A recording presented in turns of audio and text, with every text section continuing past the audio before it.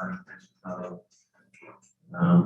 up the meeting of the New Charlotte Town Council, Wednesday, August 18th, 2021.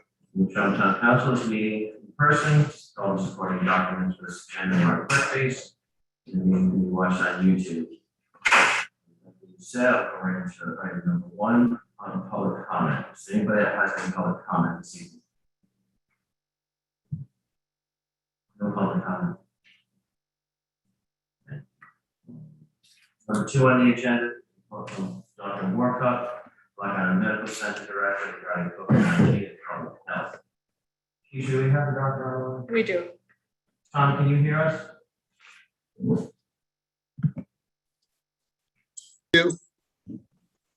Thank you, Tom. Thanks for joining us this evening. Sure. I will give you the floor. Well, thank you. Good evening, everyone. So 2 big messages today from the medical center is, masks really prevent the spread of COVID during the indoors activities, close quarters. So please wear a mask. Also, vaccinations really help prevent against serious disease. A statistic as of the timing of this meeting is the percentage of fully vaccinated Rhode Islanders have had a breakthrough case is 0.42%. So less than 0.5% of people that have been fully vaccinated have had a breakthrough case. It prevents serious disease. It minimizes those individuals that would ever need hospitalization. But not all of us in the community can get vaccinated. Those of us that are 11 or younger don't have the ability to get vaccinated. So please wear a mask especially when you're indoors or in close quarters. Help protect those of us in the community and visitors on the island that are not able to get vaccinations. And if you would, go get vaccinated. Remember, each Tuesday and Thursdays at the Fire Barn and some Saturdays, depending on demand, you can get vaccinated. Go to vaccinateri.org. Many of you have already started to hear about the potential addition of another vaccine from Pfizer or Moderna. We will be working with the Block Island Fire Department, town leadership, our EMA director, Billy McComb, and working on a plan of how to get those vaccines to those that are immunocompromised, which will be immediately available to those individuals. And then the booster shots are for those individuals that are 8 months out from when they've been fully vaccinated. And if you remember, many of us got vaccinated in January, February, so that timing will be coming sometime this fall. So please stay tuned. We'll be coordinating efforts with everybody involved. We'll get out the message, but wear a mask, please get vaccinated. The COVID cases are really on the rise. If for those that have been following along, 1 month ago, I reported that the COVID cases in the state of Rhode Island was 28 per 100,000. 28 per 100,000 back 1 month ago. And as of today, it's 195 per 100,000. So a substantial increase over 4 weeks. It's in our community based on multiple factors. We've had 14 positive cases in the last 2 weeks. Fortunately, in the last 2 days, we've only had 1 additional case, but it comes in waves for us, especially as the amount of visitors we have on the island. So please protect yourself. Please protect the younger members of our community. Get vaccinated. Thank you. Thank you, Doctor. Council, any questions for the doctor? Comments? Thank you. Dr. Warcup, Mark Emanuel, are you comfortable staying the course? We had a decision a couple of weeks ago. What would that decision to be again? Can you remind me? Voluntary as opposed to mandate. I think it's a tough one. I think governing is tough in this regard. I would hope that everybody would step up and do the right thing for all members of our community. This is our time to help each other out. It's unfortunately if we have to have a mandate, but I'll leave that to the policymakers. I just know that masks prevent spread and vaccinates helps prevent serious disease. And I'm encouraging both things for all of us. Keep in mind that there is a serious uptick that we could meet immediately if you feel it's necessary. Okay, Doc? I guess what I struggle with is that we tend to have these ebbs and flow to our numbers where we'll go a period of time where we're fine, and then we just get hit with a bolus like we did 14 over 2 weeks. similar to what happened to us in the wintertime where we got large boluses. And so I do think I am troubled with the direct congregant, kind of the congregation of people in small quarters and small venues. I wish it would be better. And, but, you know, I think a lot of people have to make their own decisions. Many of those individuals are vaccinated, but you can't tell a vaccinated person from an unvaccinated person. So I hope that we can be responsible as adults to protect our younger community members and those visiting the island. But a mandate, I'll leave that to the policymakers. Thank you, and all the staff up there and all the gang at the fire barn. Thank you. Thank you, Marshall. Doctor, can you give us some insight as to the 14 positive cases on the island? Are they residents? Are they vaccinated? Is there anything to speak to that? Yeah, it's a good question. I only know of one of those cases that are not vaccinated. So most of those individuals, if not all of them, were already previously vaccinated, which is why their burden of disease has been pretty mild overall. There's been some that have a little bit more upper respiratory issues, but certainly not in a serious category. We did have one that was an islander that was unvaccinated, but the vaccines work. You know, they're getting positive, and some of them, it's been curious that they even thought they were positive. It'd be something like a sinus infection that you would think, or some type of a upper respiratory cold that many of us would just think it's a summer cold, but they turn out to be COVID positive. So almost all of them are vaccinated. Almost all of those issues are not hospitalization worthy. And so, and for everybody that we've talked to, they're quarantining and isolating without any hesitancy, and it's been really great to see. Thank you, Doctor. Dr. Morgan, Steve Soder. Just a few questions. One is, could you explain to us the breakthrough cases versus whether someone is vaccinated but spreading COVID? Because I'm not sure whether those are two different things. I mean, I read about people who are vaccinated can be spreaders. That's what they learned in that with those Barnstable County numbers. But are those people who are also positive for COVID? That's how I would look at it. I would look at it as those individuals that may have extremely mild, if not completely asymptomatic cases because they're fully vaccinated, but yet they can still spread virus particles like many other illnesses in medicine where you're kind of been previously vaccinated and can spread a little bit like shingles. Yeah, somebody can have a herpes virus infection and spread it to others, even though they may not suffer themselves. So how I'd look at that is those individuals that are fully vaccinated, they may get a new burden of coronavirus. They may not show outward symptoms, but yet they can still spread it. So they would do it unknowingly.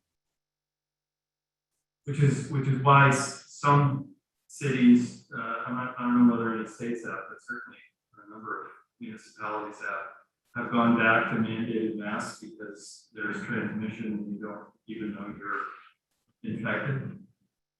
That would be true. A lot of people may feel like they have allergies or some other type of thing other than coronavirus, because we've heard so many of the tragedies with coronavirus. So I can see a lot of people not thinking they may have it because they've been fully vaccinated, because they themselves don't feel poorly, but they would be a possible spreader. Is it, can you tell us what's happening in terms of age breakdown, the number of infections in Rhode Island and elsewhere among children?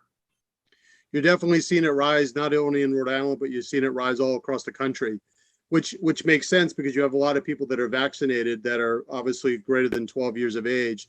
So those individuals we're not hearing about or seeing about because they're not as symptomatic, but children that are now getting sicker with it because they weren't vaccinated before, they're being checked out of caution, and so you're seeing their numbers rise.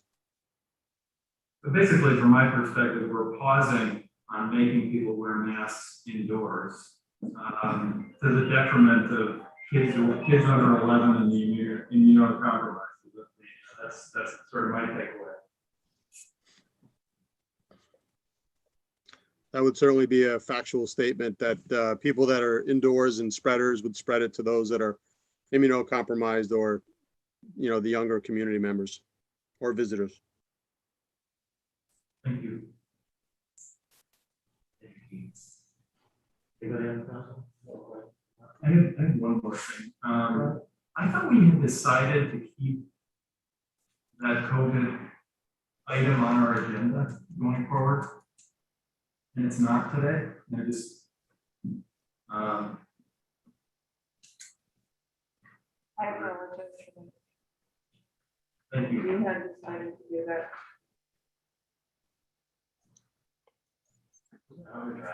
It was on the draft. What COVID item are you talking about? Because we have the report from the doctor for public health and update. What COVID item? The mask, we could, if we wanted to act tonight, we could. Okay, so you want the Emergency order. emergency order? Yeah. Thank you. Keisha, Bill McComb has his hand up. Bill McComb? Yes. Yep. Can you Billy? hear me? Great. Yes. Yep. Great. I just wanted to give a quick update from the EMA perspective. First of all, hats off to obviously the medical center, Dr. Walkoff, the rescue and the Department of Health. The testing and the vaccine system that we set up at the at the fire barn has been working extremely well. I think Dr. Walkoff just reported there were over 100 people that were tested this past round. And the other thing is that we ended up, we're seeing it sustained through the Department of Health, which was a concern in the beginning that we wouldn't have the interest in the people. So it's good that we are. I believe we're getting a good amount of people that are coming up for the vaccine as well as the testing. One of the things you'll see in the state, they're putting out for school children, they're having special clinics.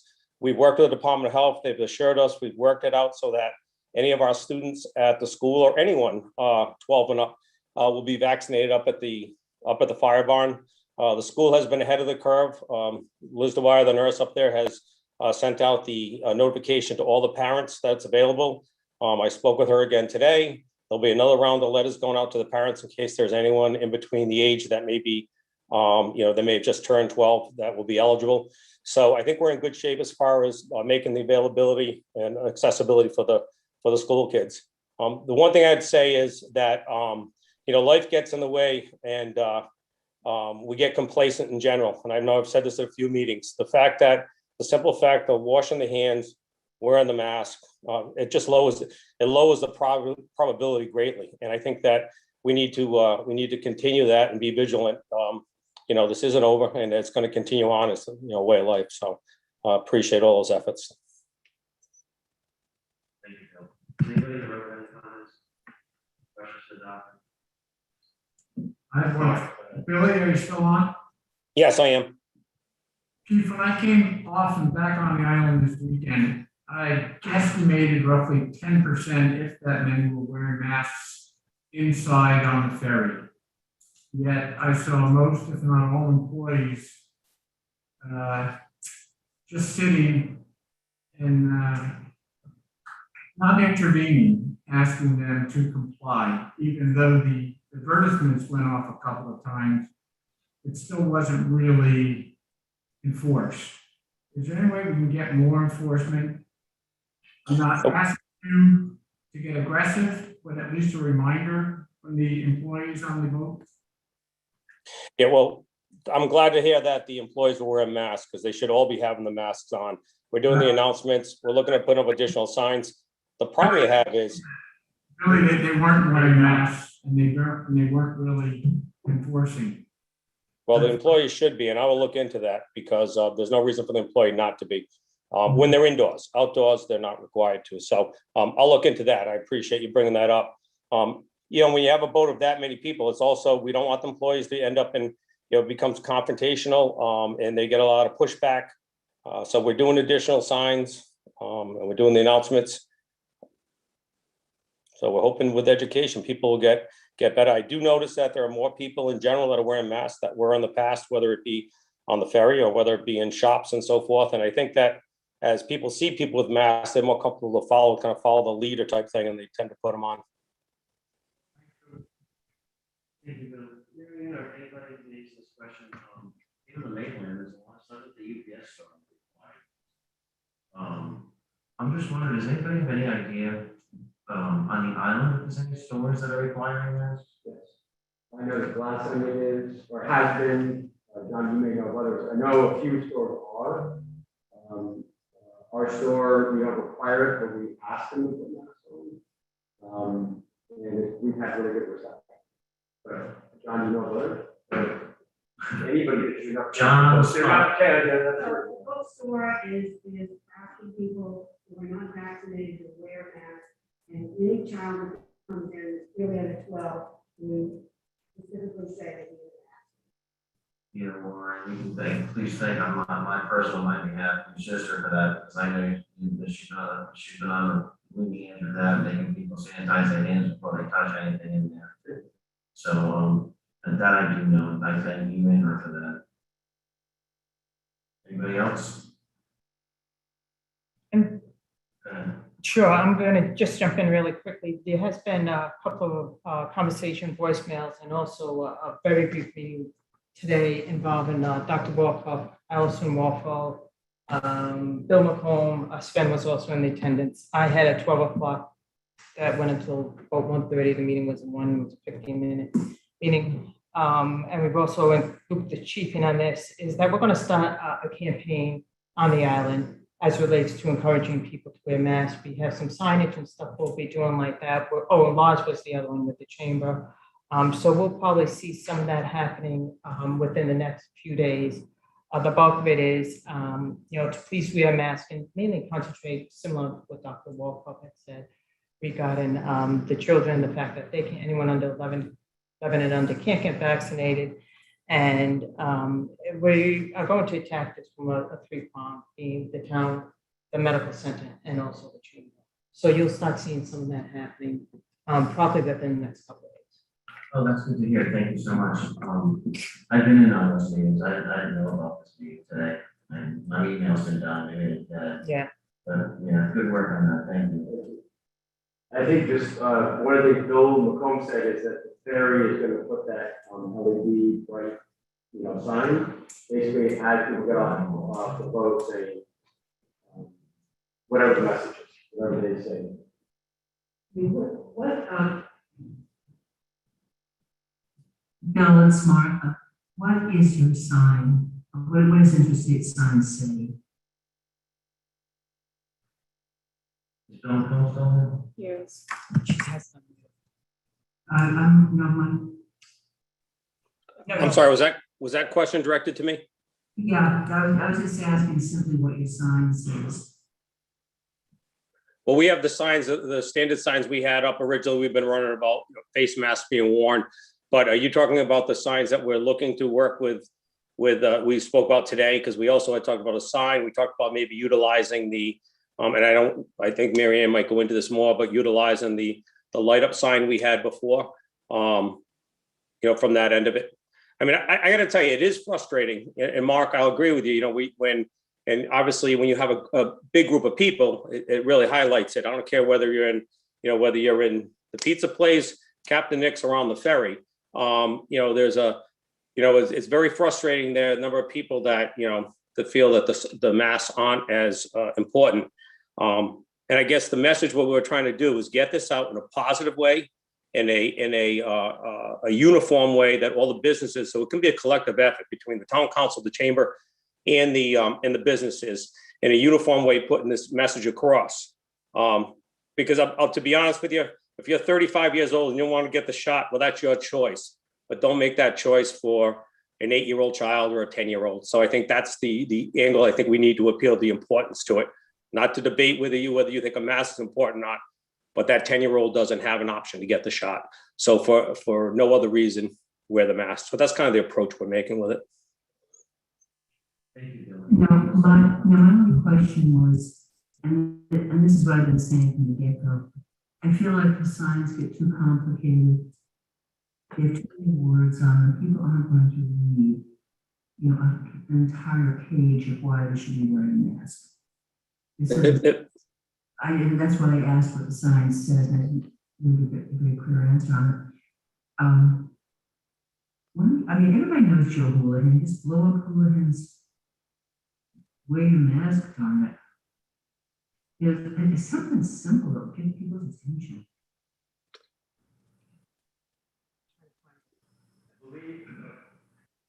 Martha, I believe at least what I heard from Lars was they're talking about language, something like Block Island thanks you for wearing a mask indoors.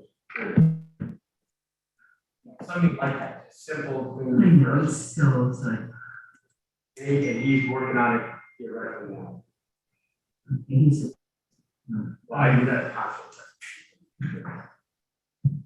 I don't remember letting him in something, and we all know who we're talking about, Joe, it's something very simple and very to the point, and, you know, why bother to get more complicated than that? Andre, Bill has his hand up again. I'm sorry, Bill. Bill. Yep. You know, not to get into the weeds of the direction, because I said, we met today, we're trying to get this rolling as quick as it can. But to reiterate what you're saying, Martha, it was a general consensus that, you know, a sign with a where you take the time and a lot of reading is not as effective, a shorter to the point. You know, we tried to tap into Allison actually for that, you know, she's a little younger than some of the other members as to, you know, what hits that age group and so forth. So the words you're saying have not fallen on deaf ears, because that's kind of what we've all come to the same conclusion with too. So hopefully we'll be able to come up with something that is, you know, like I said, it doesn't need to be something you need to re-educate. You look at it and you get that message, half visual, half by, you know, a one line sentence or whatever it might be. So I agree with what you're saying, and I think the rest of the people today were brainstorming, we're on the same page as that.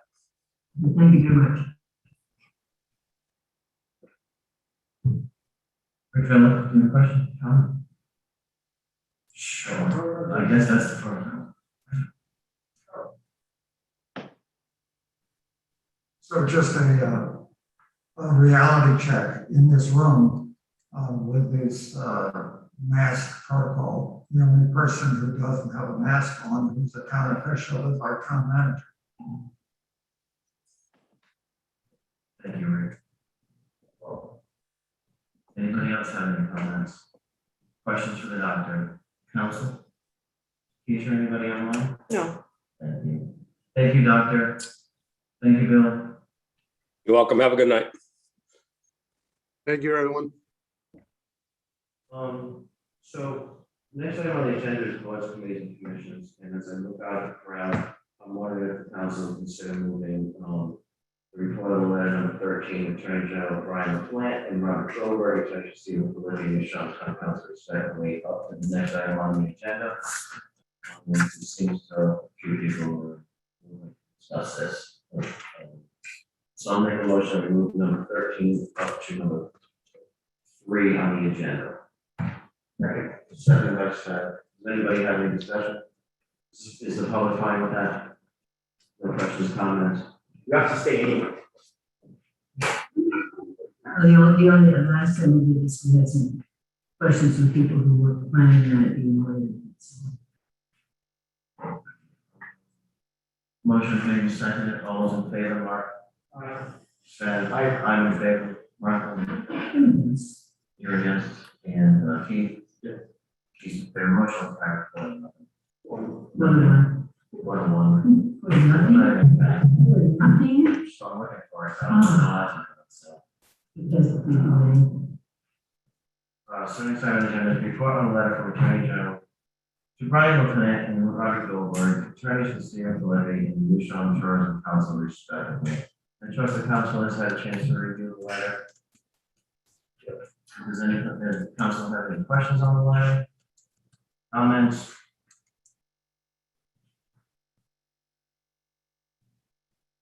Anything? It's definitely the most. Well, I think that the question that is,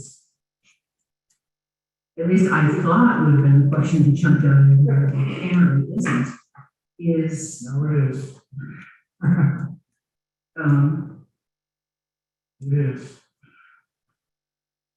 How did the tourism council come to be hiring the attorney who's been in court against the town for 18 years?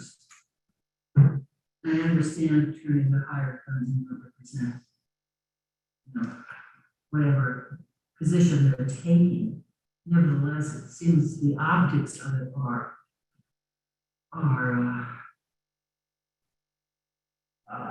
not great. And how did this happen? Anybody? Who's here for tourism? See the John? Yeah, if you Oh, want- David is here. yeah. He was hiding. I mean, am I the only one that thinks this is? I thought it was an April Fool's Day. Is there anyone? So just to be clear, we are, the question before the council is, how did the tourism council come to hire this attorney, Robert Goldberg? Is that my understanding, Ms. Sonny? Well, it's just a general letter, but that's my specific question. That's the thing that jumped out at me in this letter, and I think that it merits conversation. Does anybody from the area representatives for the council with comment or answer on the most question? David Councilman saying no. I can speak to that, I guess, I'm looking at David, he's our president, I don't know. John, could you step up to the microphone and identify yourself for the record? Appreciate that. Thank you. My name is John Cullen, and I'm the secretary of the Block Island Tourism Council, and to answer that question, this is to the best of my ability, it was a year ago, but in general, we received some, and I'm not an attorney, obviously, but Stephen Philippi hired the services of legal counsel and sent all of the board members of the tourism council as well as the executive director. I don't know what you call it, like a request for documents and I don't know, some other language that we weren't allowed to speak about this, some things like that. So we felt like we needed legal counsel because we were being pursued by attorneys and we were a group of volunteers other than Jessica Willie, our executive director, and I guess Jess asked some of her colleagues who is the leading expert on freedom of information, government type of law, and Attorney Goldberg seemed to be recommended over and over again. And so we said we felt like we wanted the best that we could find to counter the request that Stephen's attorneys were demanding. It was never ever meant to be a slap in the face, and to be completely honest, I didn't connect the dots, and even I'm not casting a lot, but I didn't realize that this was the same guy who had been in litigation against the town. We said, we were told this guy's the best, we said, great, let's hire him. And because we couldn't not have legal counsel. That's basically in a nutshell the best answer I can give you. That's how it wasn't like, let's get the guy nobody likes. And I don't mean any disrespect to anyone, but John, let's clarify. This isn't the guy nobody likes. This is the guy who is representing an interest that has been trying to take over a portion of what the public trust waters in this town for 18 years. And I personally think, again, the optics of it are really bad. It has nothing to do with liking or disliking an attorney. it may be It the has to do wrong with choice of what words. is the position? And are we all in this together?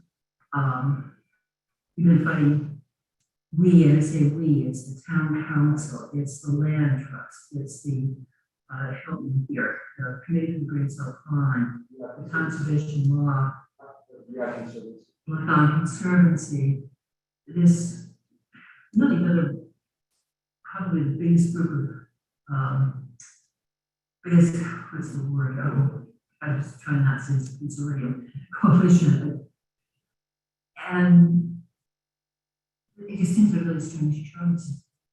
Well, I certainly don't mean any disrespect, but are we here to discuss who our attorney is, or? I've answered that question, and to be honest, I answered it to the best of my ability. There was never any ill will of. And maybe the person nobody likes was the wrong choice of words. I'm just reacting, but there was certainly at no time did anybody say, well, like I've heard maybe Mark said, if this feels like a slap in the face. We were being legally attacked. We needed somebody to respond to that attack. This guy seemed to be the best, so we said, let's bring him in. That's basically what happened. And I personally apologize to anybody who's offended, but if anybody was in the position that the 6 tourism counselors are that are being still legally attacked to this day, I, Stephen Philippi, and his attorney, I think you would want to do the same thing and have the best qualified person to defend us. And I guess that's the best answer I can give you. This is not new. 35 years ago, the attorney representing Cummings Cottages is now, and one for them is now our attorney for our land use and for our housing board. He's that good. And we knew it. But this one just has a huge asterisk by it. Well, also, I think in fairness, Bill Landy, who is the land use attorney, has not been in litigation against the town in a very long time. When the time he was hired, that the claims and all of the zoning cases of the 80s were well behind us.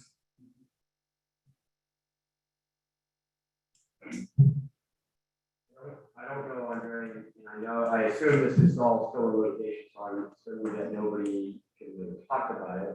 It's pretty. I guess my big question is just, this was dated July 28th, or at least the letter we had from Verona, the letter, July 28th. What's the status now, and is this moving on? I mean, I think anytime the AG is involved in sort of town affairs, is sort of concern, and obviously there was comments in this that clearly I look for action. So I guess my question of anybody, right? Really, are things moving forward and resolving, or what's the next step? As far as I know, this is still in litigation. Yeah, good.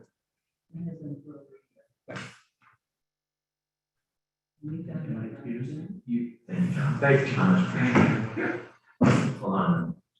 So that was just sort of like, and I understand the litigation part of it before. I guess it is a matter of common courtesy. We should have known, we should have been informed a year ago this was happening. I don't think it's a law. I don't think it's a rule that was broken. It just, I kept hearing rumors of this, and I kept saying, until such time as I see this on paper, I'm not believing, I'm not trusting it. And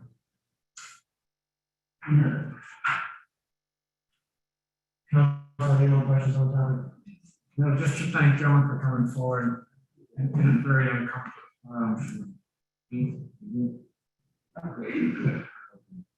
Public work bill?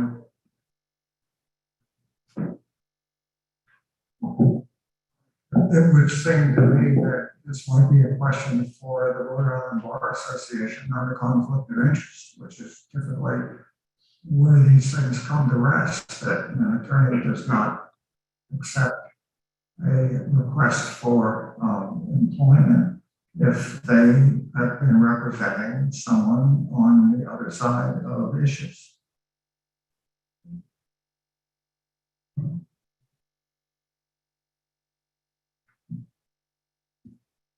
Anybody else, public?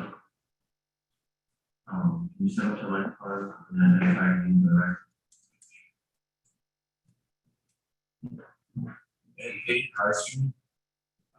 Back in April, I I've thrown my hat in the ring to be considered for the Tourism Council Board. I presented a letter to all of you, and in there outlined some of the things that I feel demonstrated that the Tourism Council is not following rules.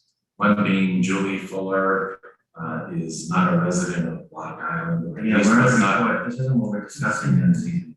We're discussing a report from the Attorney General Brian LaPlante and Robert Goldberg, attorneys of Stephen Levy and New Shore Tourism Council respectively. Understood, but I believe that this shows a pattern of behavior which is addressed in the Attorney General's letter.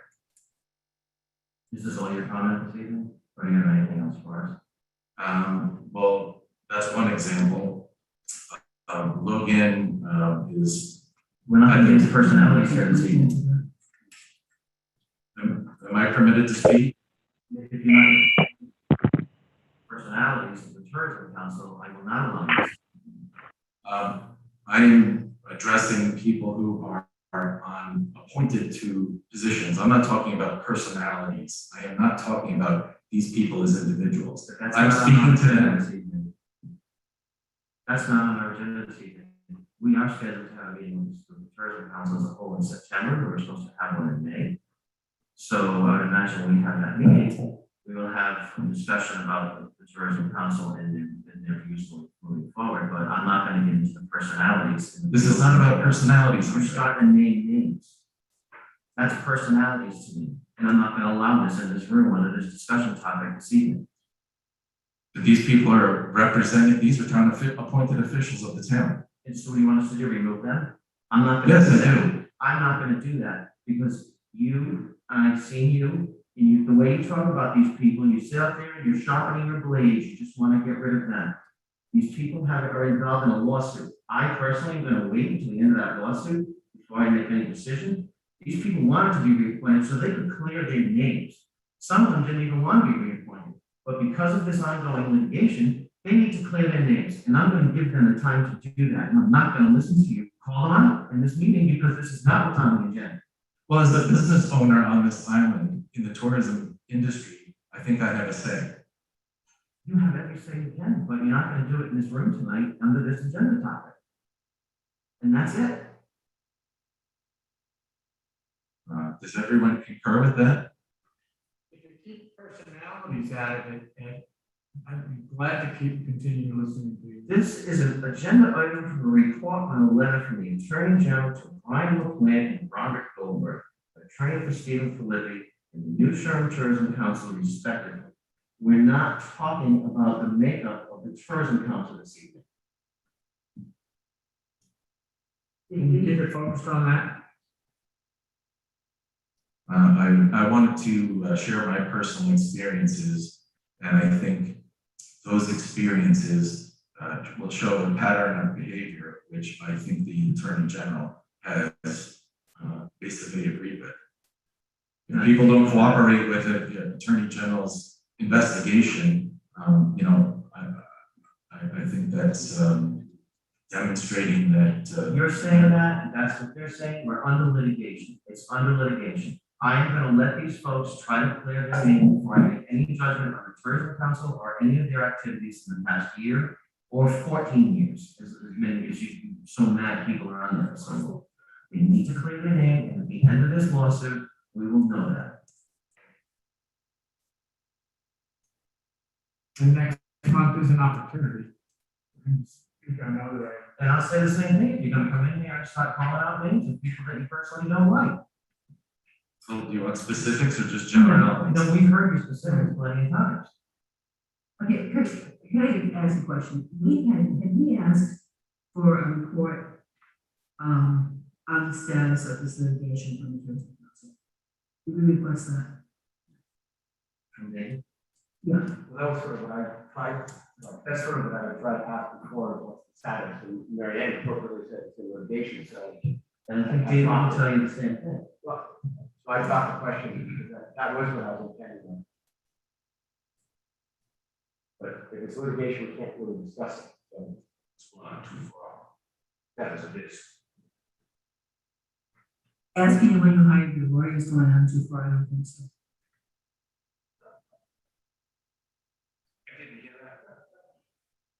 So the only question I asked is who your lawyer was when you hired him. I don't think that's going too far. That's not an unreasonable question. So we're not gonna get a report on a letter from Attorney General to Brian White and Ron Goldberg, attorney for student living in New Sharp Town Council respectively. Is that what I'm gonna, is that what I understand? Massive muffled. I'm sorry, we're not gonna get a report, because it's under litigation. Thank you. Next item on the agenda, number 3, boards, committees, and commissions. Discuss and act on the appointment to the Commission of Motor Vehicles and Fire Committee. Does anybody want to be on Motor Vehicles and Fire Committee? Sadly, no. We have to discuss this. We don't have any, we haven't received any volunteers. There's no appointment for this evening.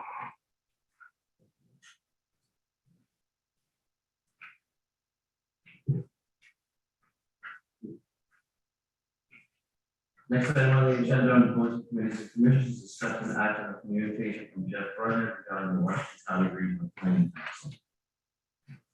The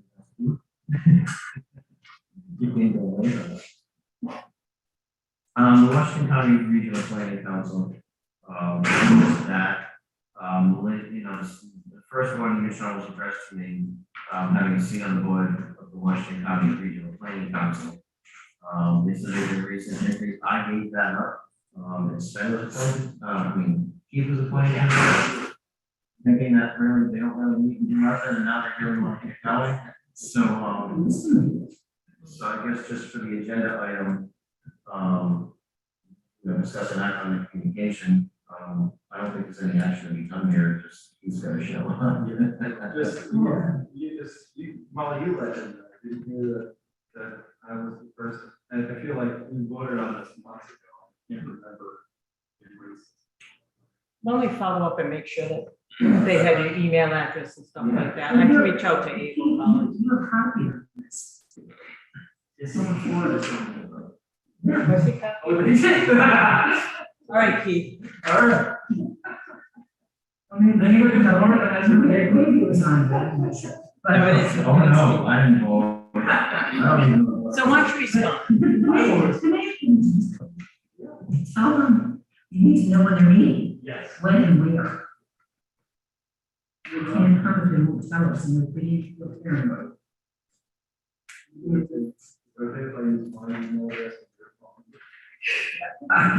that's just a right feeling. Oh, boy, that's. Item number 4 on the agenda. Okay, so, Keith, you must welcome the Congressional Regional County Planning Commission. Number 4, active communication, sea level rise staff task force regarding the establishment of the town's sea level rise committee, announce positions and receive applications. And I know that you were taking a lead on this, a few years ago. Yeah. So, I think you have a memo that you sent us a few years ago. Actually, just to put the record straight, about a year and a half ago in March, I believe, the planning board did a really nice job, and everybody got an attachment of it. Planning board did a nice job of consolidating and putting forward a recommendation for a sea level rise committee. I think it was February. And I said I would take the lead, sort of putting this together and coming up, and COVID hit and it went nowhere. So I totally put my hand up for dropping the ball. On August 2nd, I wrote a short note in my language to the council that talked about a charter, structure, potentially some external member, like secondary membership, et cetera, and then some initial tasks. Really stealing much of it, most of it from the planning board note. Did everybody have any of that? And the nicest thing that the planning board did was they gave 2 pages of project and work that had already been done or was in the process that was really good. Just as further information, I have talked to, I think everybody knows Oppenheimer is very involved in this field. He has sort of seen this charter structure. The one thing he did say was it is great that the town is getting a committee on this, and he feels that now we can be consistent. Just before the planning board work on it, and it's people would do different projects. Here, there's going to be focus. charter, as it was all in the clerk page, the charter that I propose is quote unquote, the Sea Level Rise Committee is established to understand the potential local impact posed by sea level rise, assess the community's vulnerabilities, engage citizens, and to assist the town, assess, recommend, and implement mitigation projects or other priority actions that will improve Block Island's coastal resilience. It's those chickens. Yes, asses or assess. Yes, yes, we got the asses part. So, I mean, I think that's a pretty good start. The biggest difference between what I recommend and what the planning board put forward was they said there should be 9 members. I personally recommended 7 only because of quorum issues. But that's just a personal opinion. Having been on some larger committees, they said very difficult when the quorum is 5. But it's just personal. And then my feeling is that there should be this committee, which people should submit their names for. And then there should be sort of 2, what I call subgroups that help this committee. One is external, I call them external professionals and scientists. Some of the names on there are Mike Oppenheimer, Brian Oakley, who many people know, Caitlin Chafee, Teresa Green, who is URI, and Liz Stone. And a year ago, I talked to all of them and they were interested a year ago. And then a second subcommittee I talked about was this local New Shoreham staff that includes, DPW, facilities, so Mike Shea, land use, director of highway department, harbor master, everybody involved in town that is going to be affected by sea level, steward department, etc. That's all in that note. So my hope is that we can agree on the charter and then be able to start asking for volunteers. Thank you, sir. Thank you, sir. No, much appreciated. Comments from the council? Pete? Just a couple. Does that sentence now read the way you want that? It just, in the charter, engage citizens and to assist the town. What? That's recommended. There should be a time. There should be either an ing or, I know assess. But it doesn't, I'm not sure I'm reading it. I was going to say, the town assess, recommended. That's what I would do. Assist the town, assess and Martin, she already did. Oh, good. That's great. True. I just wasn't sure whether, what we were asking them to do. Then the other thing is, I feel pretty strongly it should be bigger rather than smaller. I think for 2 reasons. One is, we have, what's that?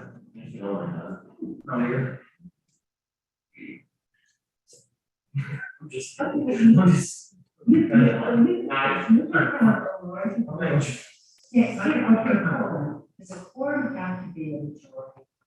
Or can you have a group and have a number of quorum set? Can you have a committee of 9 and state that a quorum is 4? For example, I'm just going with my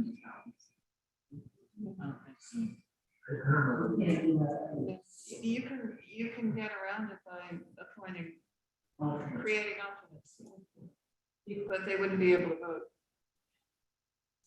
Yeah. We all show at the same time anyway.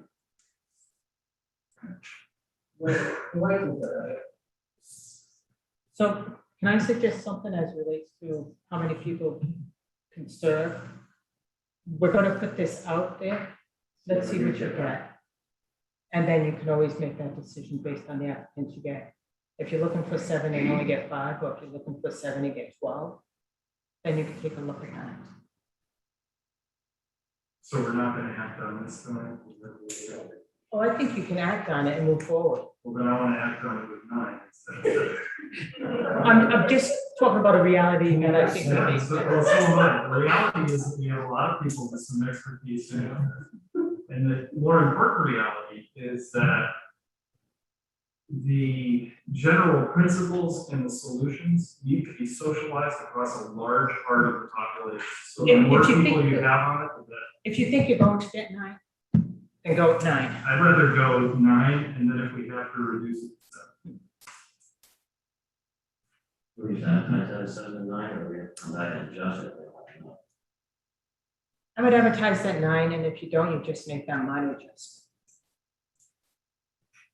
I'm not sure what I hear you, but I'm only laughing at living because getting 9 people is creative. No, except that I've had calls from people already. I know. Well, that's good. You That's know, encouraging.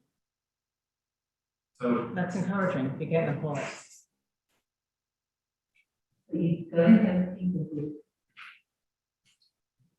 know that each parking lot floods in February, March, and things like that. The work doesn't begin in May and October. That's the only thing that I come across over the years with these reports, if it's too staggering, with all the best intentions in the world. I mean, the real brutal stuff happens on. And I would say, I went into some detail as you probably all read, but, you know, I just think a focus on what I'll call sort of the science folks or policy folks, because I think the biggest things that this group has to really look into is going to be funding, grants, municipal finance, how do we get grants, how do we get all the money to do this stuff? And then what is it we're going to do? And there's some people in the community that are phenomenal at that, and have great expertise, so hopefully they will jump on. So, Any from home? Question. When you use the word implementation, I just want to clarify your intent. Did you mean that the committee implements the goals or recommends to the town council what the implementation might be? my intention is that this committee, that's a scale question, right? So I mean, there are things that this committee could implement that are small scale, that are easy. If it's big, it would be a town discussion. It's going to be a financial discussion. My hope would be, for example, in implementing this committee, of course, working with the town manager or whoever, could go and start going after grants, so they can start implementing grant requests. They could start going after bringing in science experts like Oppenheimer or those guys. So I don't mean they're going to implement major construction projects per se. That's a big island discussion. It would be, I don't want them to have, my dream would be that they don't have to come to the council for every penny and every scratch, assuming they can have it. And one more follow-up question. So your goal is to form, I think we call it a charter which spells out what the role of that committee is going to be. Is it possible for you to present your idea of what the charter should look like to the committee and have it revised if the committee members think it would be wise to revise? Yes. Fine. I wrote objective. That's a good point. Let's call it mission. Is that a yes? Yes, that would be my impression. I mean, I think let's live this a little. It's all new ground. So, you know, there's going to be new areas within a few years that we have, quote unquote, don't foresee right now. I see people who have certain towns saying, gee, I don't like this limitation, I have X, Y, and Z, but want it to be expanded or vice versa. So, Andre, do you want to make a recommendation? I have no idea what that would be, so, So I make a motion that we approve a sea level rise task force mission statement. Which is the sea level rise committee is established to understand the potential local impact posed by sea level rise, assess the community's vulnerabilities, engage citizens, and to assist the town assess, recommend, and implement mitigation projects or other priority actions that will improve Block Island's coastal resilience. Is that right, Mark? Agreed. Period. So that's the motion. Second. Second by Mark.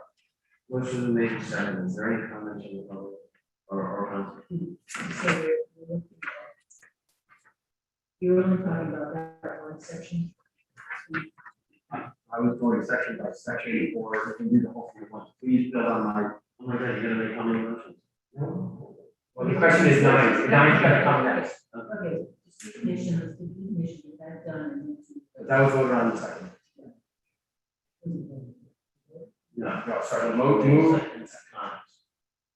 One quick question. Sven, were you trailblazing this, or are there any other shoreline or coastal communities that you might have had a template on? If you look at the planning board, which Jen actually put together, or not, Jen wrote.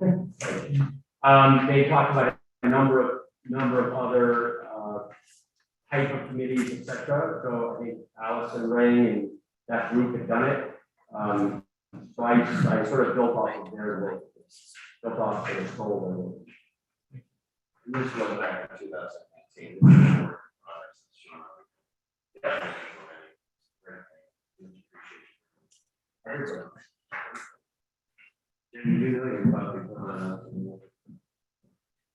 Well, no, so she has to forward her name if she wants to be on the committee.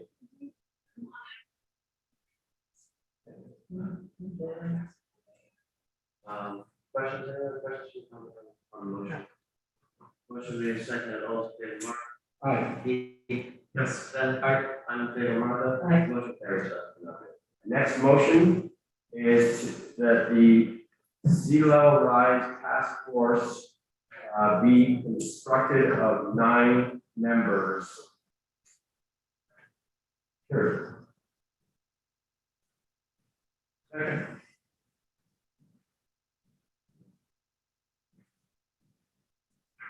You can't wrap membership in 9 together.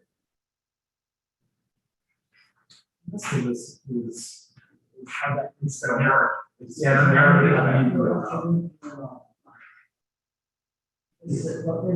a final motion. Motion been made second. All those in favor, Steve? Yes. I'm in favor, Martha. Aye. Mark, aye, Stan, aye. Motion carries 5-0.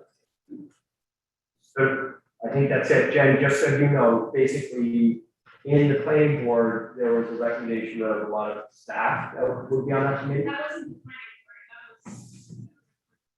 Oh, sorry, you're right, it was the C-level group, that those people would be on the committee. Basically, now this is saying, hey, there are 9 spots, if those people want to put their names in, put them in, if they don't want to put their names in, they don't. No, just making it all clear. Yeah.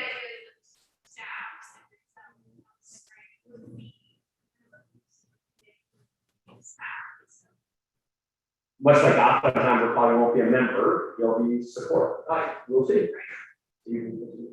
Thank you. Great work. Do that too. The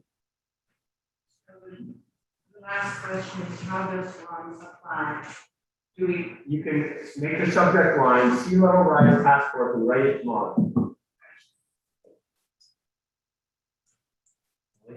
Yes, please. Can we, Can we just kind of put an explanation points on each line?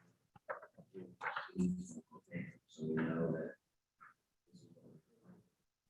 So we can get funded for, somebody send an email to. Sure, they can send an email and ideally they want to state some of their, either why they're interested or what their talents are that they can bring to the committee. And they can email it to me and I'll forward it to the town council. So that would be town clerk and Shoreham.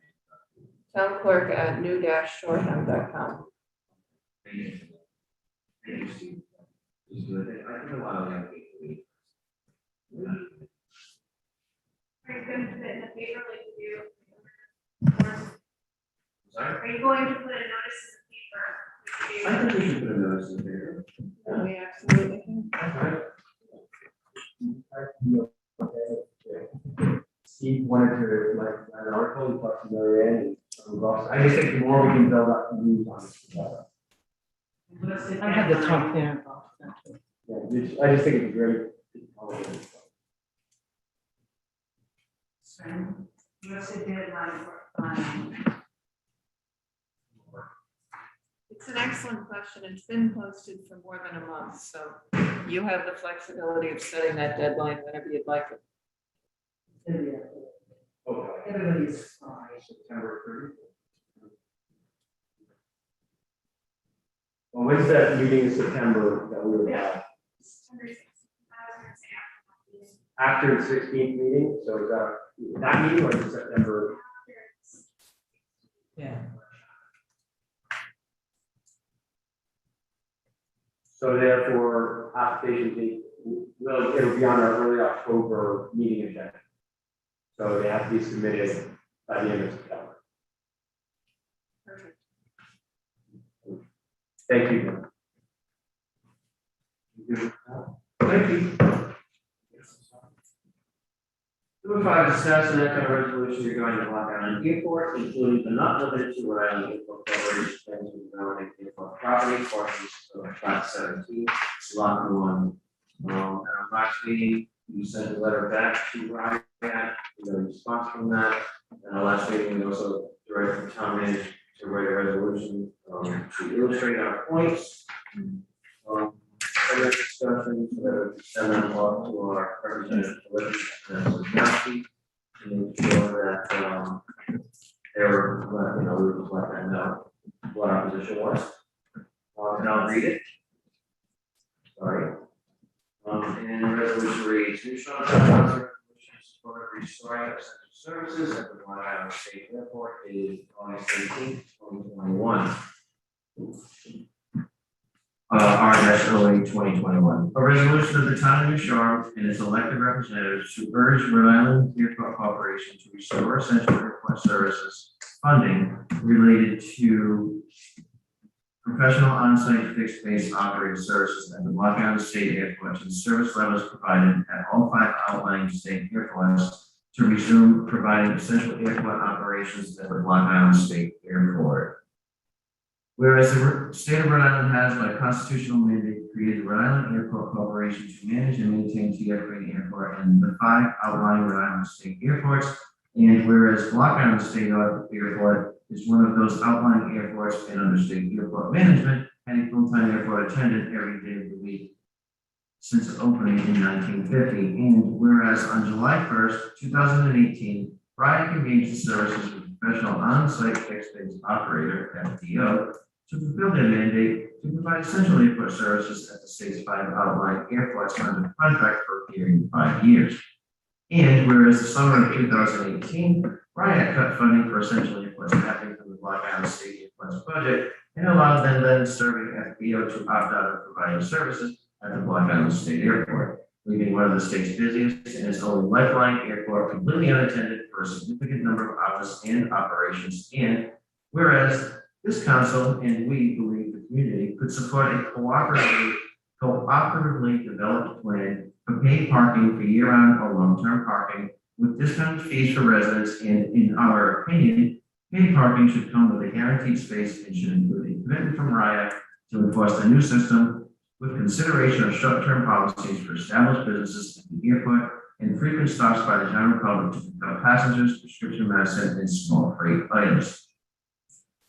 Whereas this town council supports infrastructure investments that make the airport safer and more attractive to residents and users, and our understanding is that the existing infrastructure is not necessarily sufficient or even the existing level of usage. It has been stated on multiple occasions that the dirt and pebbles damage plane prop equipment, and given the new technology and materials used in aircraft construction, dirt and grass parking spaces are no longer viable to some planes coming in. We ask that the RIAC present to us ideas that go beyond maintenance and crack filling that meets the needs of flyers and the community for a modern and safe facility. And whereas the council and the community have been quite clear, there is no support for any development of parcel BID-1 or BID-3. BID-3 hosts one of very few thriving inhabitants for a federally endangered insect, and again, on the very few thriving populations of a state endangered plant species. BID-1 is adjacent to one of the oldest and largest open space parcels on the entire island and is not appropriate for development. BID one was also restricted upon its taking by eminent domain to be reserved for ensuring the safe takeoff and landing of the aircraft. Therefore, be it resolved, the New Strong Town Council will work with RIAC in order to develop an airport overlay to delineate future uses of the airport property. We ask therefore that RIAC stop the marketing of these lots by Cushman and Wakefield and RIAC overall. Further be it resolved that we decree that this resolution be made for the permanent record of the town of New Shoreham, witness our hands to seal this 18th day of August 2021. Any comments from the council on the resolution? So Keith, just over. So the reason we decided to do the letter and this resolution is in response to the sort of ongoing issues with RIAC, but especially the putting out of the property. Right? So the title and the first four whereases are about what happened with the fixed base operator 3 years ago. And I think if we want to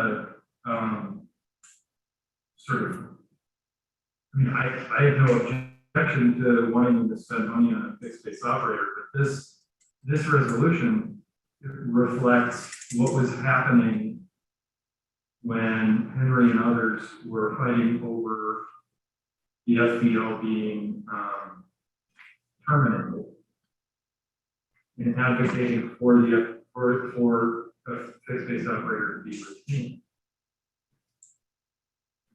You know, we're talking about the Cushman and Wakefield thing, et cetera. It was not about restoring services. It was about whether we wanted any of those parcels developed, what the parking situation was, et cetera, et cetera. And there's nothing in these first or whereabouts that I disagree with, but it's just not, I don't think this is the point we were trying to make. I think what we were trying to do is send a thing saying, look, we're prepared to engage in a productive conversation to the extent you're prepared to, Ryan. Here's how we feel because you asked. We're letting our legislative delegation know that this is where the town is, that we're willing to engage in a constructive dialogue. And that from our perspective, you know, a bottom line, a first step should come from RIAC, which is withdrawing BID 1 and BID 3 from consideration as development potential. We're prepared to look at the airport overlay. We're prepared to engage in a conversation about parking and about that sort of commercial activity. But when you read this, it's about something that already happened. The first four whereases in the title, in the resolution statement, not about what we had intended to express to our legislative delegation and therefore the right. Does that make sense? Yes. So I would suggest that we change the title to New Shoreham Town Council Resolution in support of a productive community partnership at the Block Island State Airport. Or bear with me. And it should be, I think, something like a resolution for the town of New Shoreham requesting its elected representatives urge the Rhode Island Airport Corporation to engage in a constructive dialogue and partnership with the town. And remove the first four whereases and start with, whereas this council and we believe the community could support blah, blah, blah, blah, blah. I think that's more to the point of what we were engaged with Ryan. I agree with you, but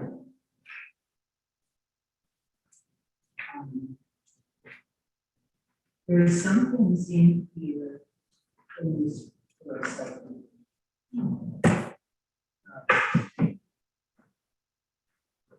That I almost feel like we have to say this to right. Yeah. Yeah.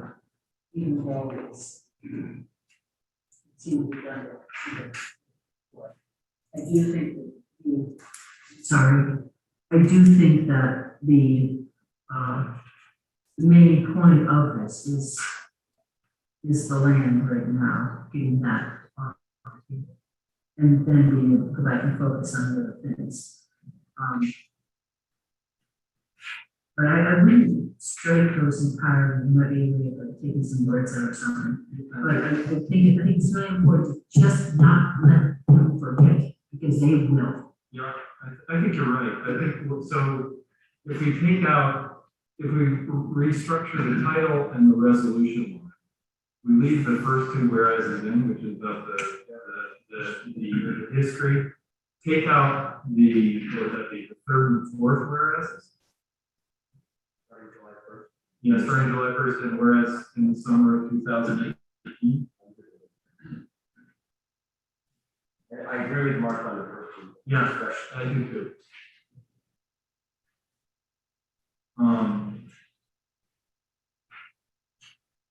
The only thing, the only thing on the, I'm sorry, I just had one more, which is in the therefore be it resolved. The New Shoreham Town Council will work, and I would insert in a constructive bilateral fashion with RIAC. Sort of on matters related to the airport, to the future uses of the airport property. I don't think we want to do a quid pro quo on, we'll do an airport overlay if you'll pull these things. To me, the first act of good faith in this needs to be RIAC calling those pieces of property.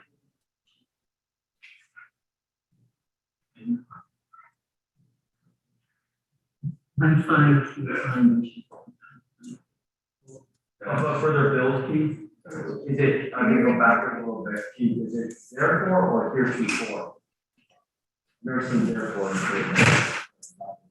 Therefore, Therefore is usually what it is. okay.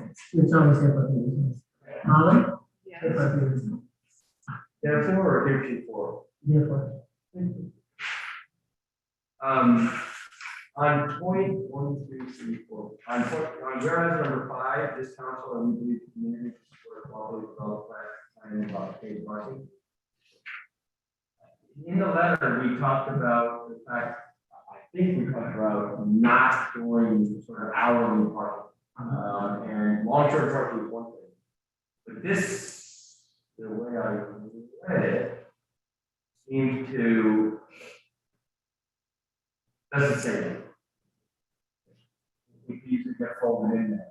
And it was my belief, and maybe it says it, I'm not reading it, but it was my belief that, hey, if you drive to the airport and you want to have a breakfast, or if you drive to the airport, you don't have to get a ticket, you get a ticket out and be very local language. And I think during those meetings, we discussed that we don't charge for beach parking, we don't have beach parking passes, we don't need a beach parking pass at the airport. Long-term parking is different. Well, that's where the short-term policies for established businesses comes in. Yes, but I don't know, that just seems to me, if I were by reading that, I would say, oh, good, that's you get a ticket, and you check in, you got an hour, you check out, and then next thing you know, it's gonna be They're not gonna do that. How would you change it? Didn't talk about it, they're not gonna do it. How would you change it? I don't know what to do. Because I read it as actually trying to box out hourly parking.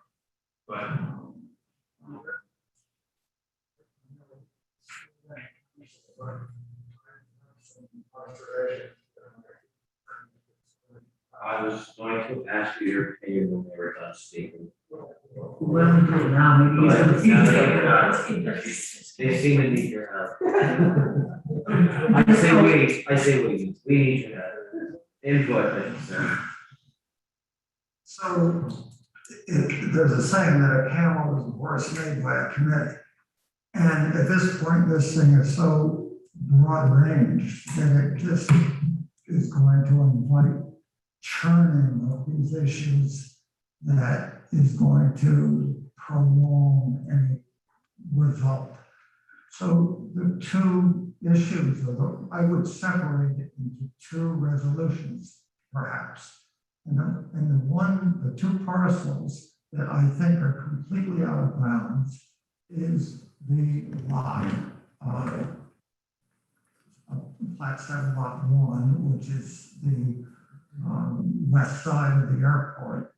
And that is out of bounds, not just because, as Martha has pointed out, that it was taken over by eminent domain, which was conserved property to begin with, but you don't even have to necessarily go down that road. It is out of bounds completely because it is in violation of FAA regulations.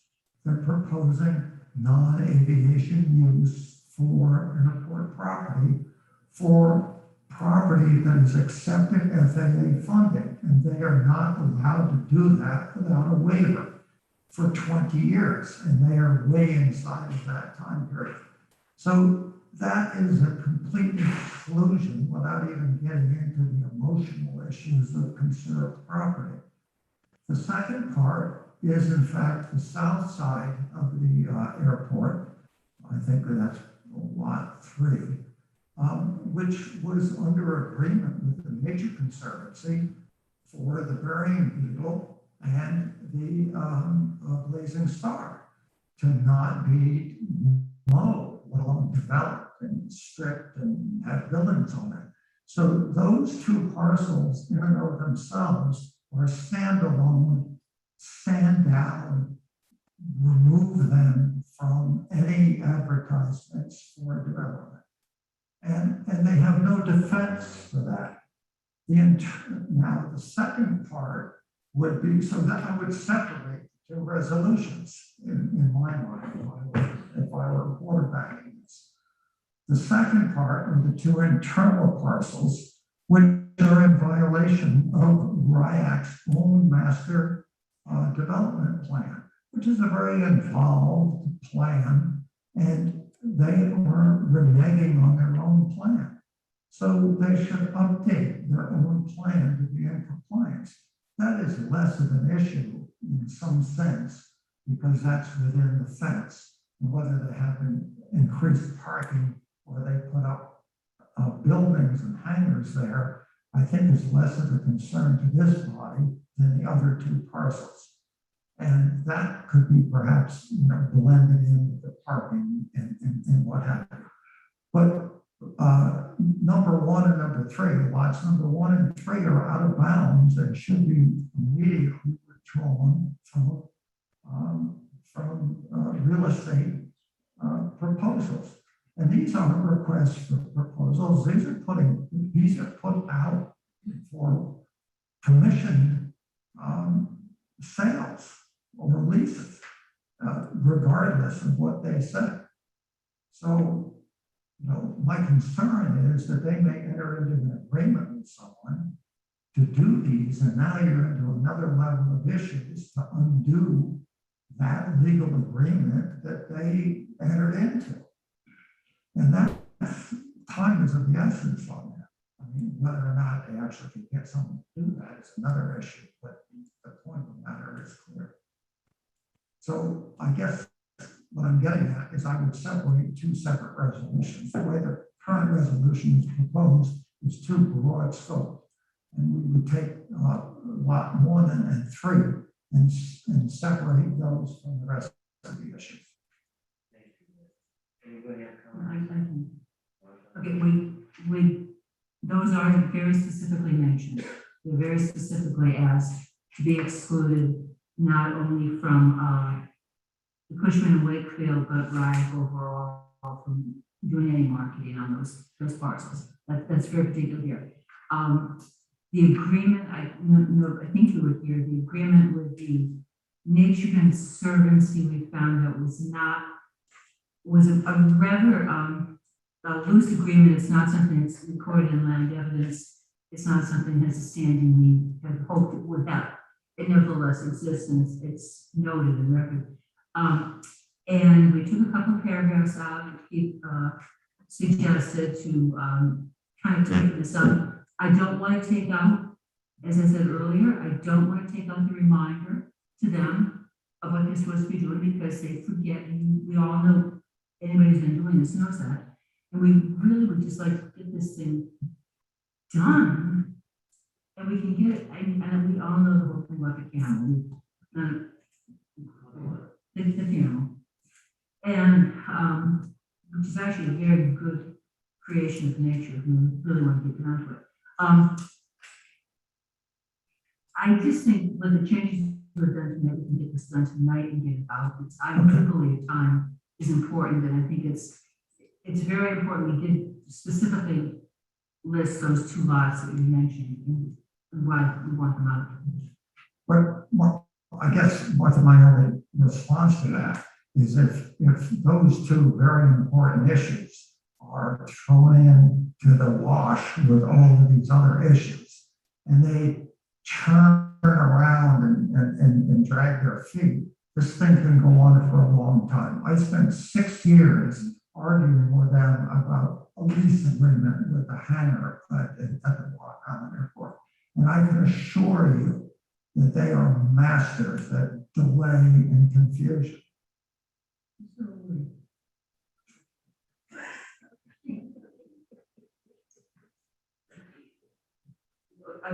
We appreciate your experience and your expertise and your input. We really do. I want to get this done. And we'll be doing it at the next meeting, Well, I get that, but if you did separate the two, you could hand that baton off to the state representatives as standalone issues and shut it down.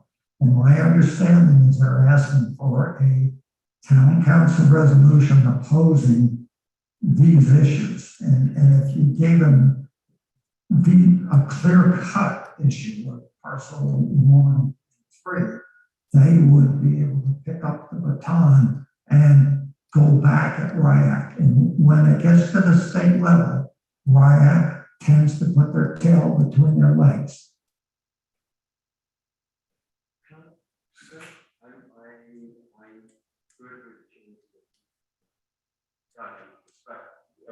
Saying I too want to get this done because I want to get that away.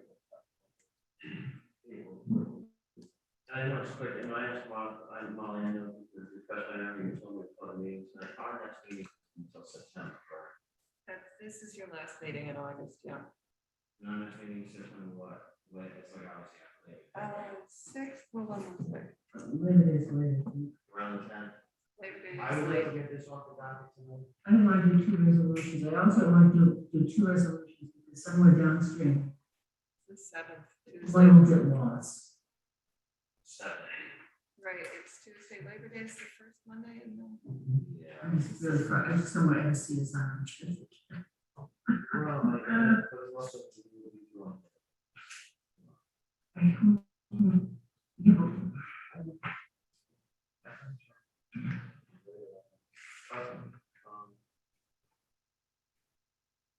think we signed it there. Marty, let's do that. Yeah, we didn't remove, and in the first paragraph, we didn't remove and restore essential airport services funding. That has not been removed, correct? Yes, it has been removed because we're not asked, that's not what we're asking for. You reread that paragraph. Okay, so hold on a second. Keith, do you have the changes before you? Well, I I mean, I have the ones that I just sort of off the top of my head, but a resolution for the town of New Shoreham requesting its elected representatives. President its elected representatives urged the Rhode Island Airport Corporation to engage in constructive dialogue and partnership with the town. And I think this is where Rick's point could go in, again, just to reinforce it, is in that resolution line saying that, that we specifically don't want them to remove some of the parcels that they propose from their offer. If you want to do that, that could be a place to do it. Maybe move that portion up and do it. But somebody has to authorize someone to work with Mary Ann to get this done, because we're not going to get that right table. You know, Martha, I think that's a great suggestion. Move the whereas without the ID 103 up to below the second historic whereas. So if you move this. I've got just I'll let you go, but I just want to, when we figure this out, I want somebody to read the revised resolution that to us and. Yeah. Thanks, I was gonna wonder, following really, Martha's leader, following, do we want to say, you know, not trying to keep them very end work together, or Martha and Mary work together? I think we still have to have another meeting. And can we authorize it based on this discussion? I have a question. Oh, if you. I'd love to say. I want to get it right, if you can do that without having a meeting, I'm absolutely for that, because I think we all know what we want here. And Rich makes some great points. Yeah. Keith, if you're okay, I'll Mary will be better and get it out this week. If you think Rick's point time is, yes. Well, that's why I don't want to have to leave. So I make a motion that we, I guess, authorize, Pete Stover to assist the town manager to further refine the resolution as presented today to Ryan, for, distribution as soon as possible. Is that okay, Ray? Yeah, that's fine. As reflecting the changes that have been discussed at the table. As reflected with the changes that are discussed today. And I'll amend this. Motion made second. Public comment?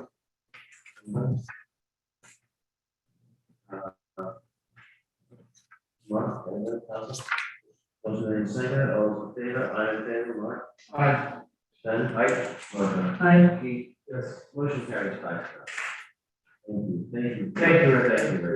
Good comment. Agenda is recorded. 6. Number 6. Next item on the next item on the agenda is report of the town manager. So this evening, my report is attached with the attached documentation. Unfortunately, we didn't detail out what I'd be discussing this evening, so out of abundance of caution, I will not be reading my report this evening. You do have that information in the packet and is up on Footprints. Okay. Well, we revised, if you remember, when we met with the Attorney General's office one day, we had that whenever I do a town manager's report, I list everything that I be discussing, all the departments and everything, and I have been doing that. In this agenda, that is not the case, so in speaking with Kathy Murillo, she just recommended this point that I do not read my report publicly, since it isn't listed on the agenda in that meeting. Director Attorney General. One of the things you and I talked about a while ago, and I don't know if it would help anything else, maybe it's silly.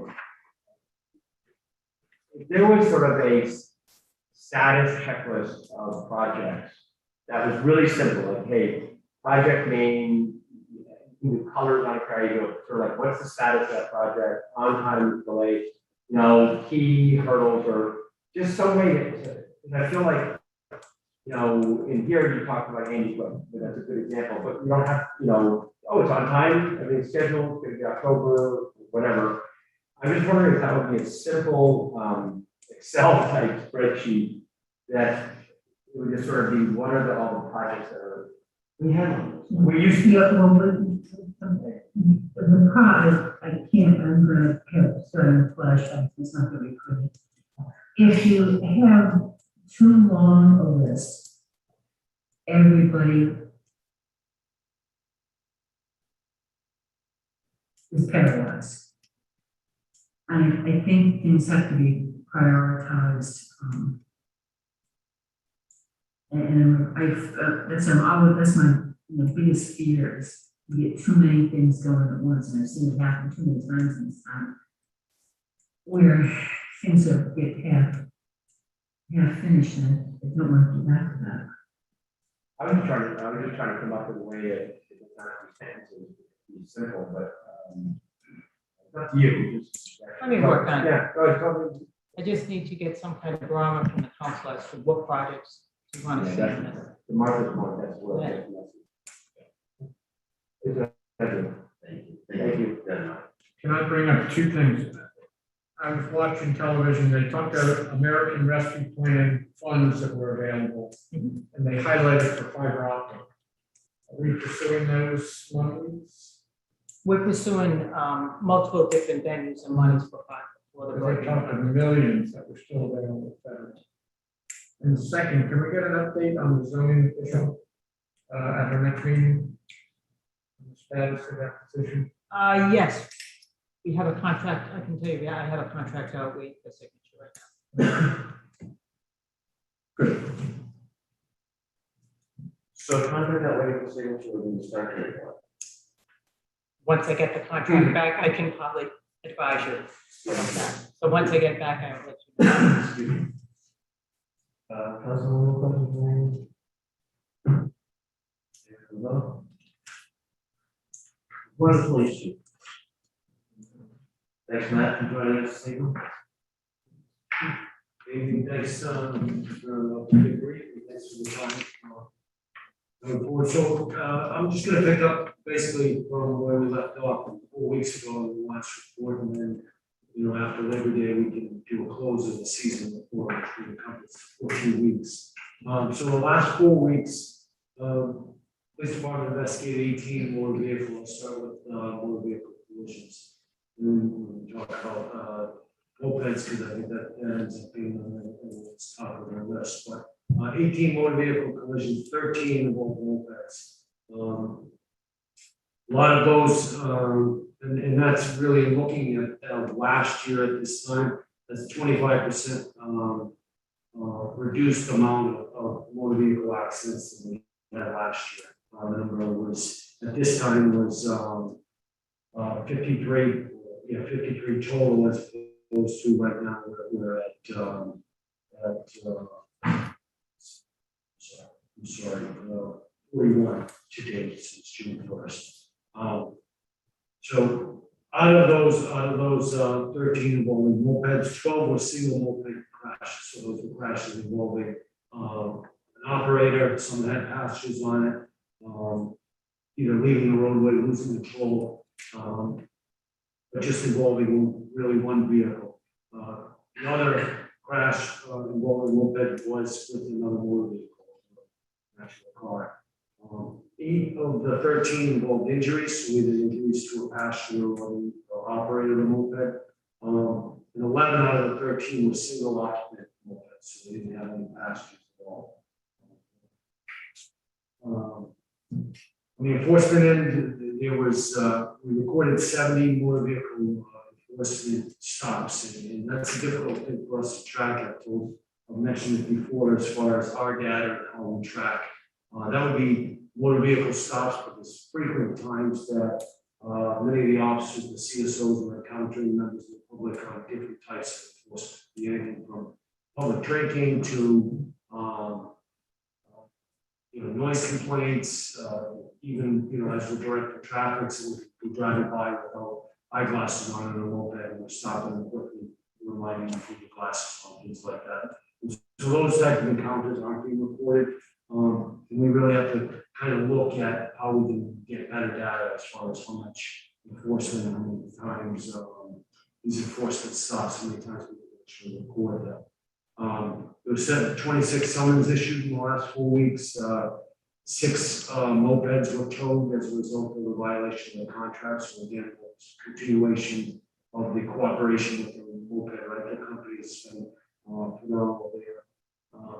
Parking tickets, 112 parking tickets in the last 4 weeks. Only 3 arrests. One of those arrests was a domestic, one was a disorderly conduct, and one was a motor vehicle license arrest. Shoplifting incidents, tell you that we've really had great cooperation with the shopkeepers, where the information is coming to the police department very quickly. I would say, we're probably over 96% of apprehending or either catching the person who shoplifted from the stores, bringing them back to the store and either they're paying for the items they took or returning the items or they're selling to court. So in those instances, I think really doing a great job of really the cooperation with the shopkeepers and had some real positive feedback from them. CSO program, again, I can't tell and really thank the CSOs that were with us this year. The officers working with those CSOs has been great. 2 of them are already gone back to school. We're going to lose another 2 by the end of this week. And then another one by the end of next week. So we'll be down to 3 going into Labor Day. But again, I can't say enough about the addition that they've had on our communities, being in town, helping us with traffic. We absolutely couldn't have done it without them. And hopeful to only expand that program in the future. That's all I have. I'm happy to answer any questions any of the council members may have for us.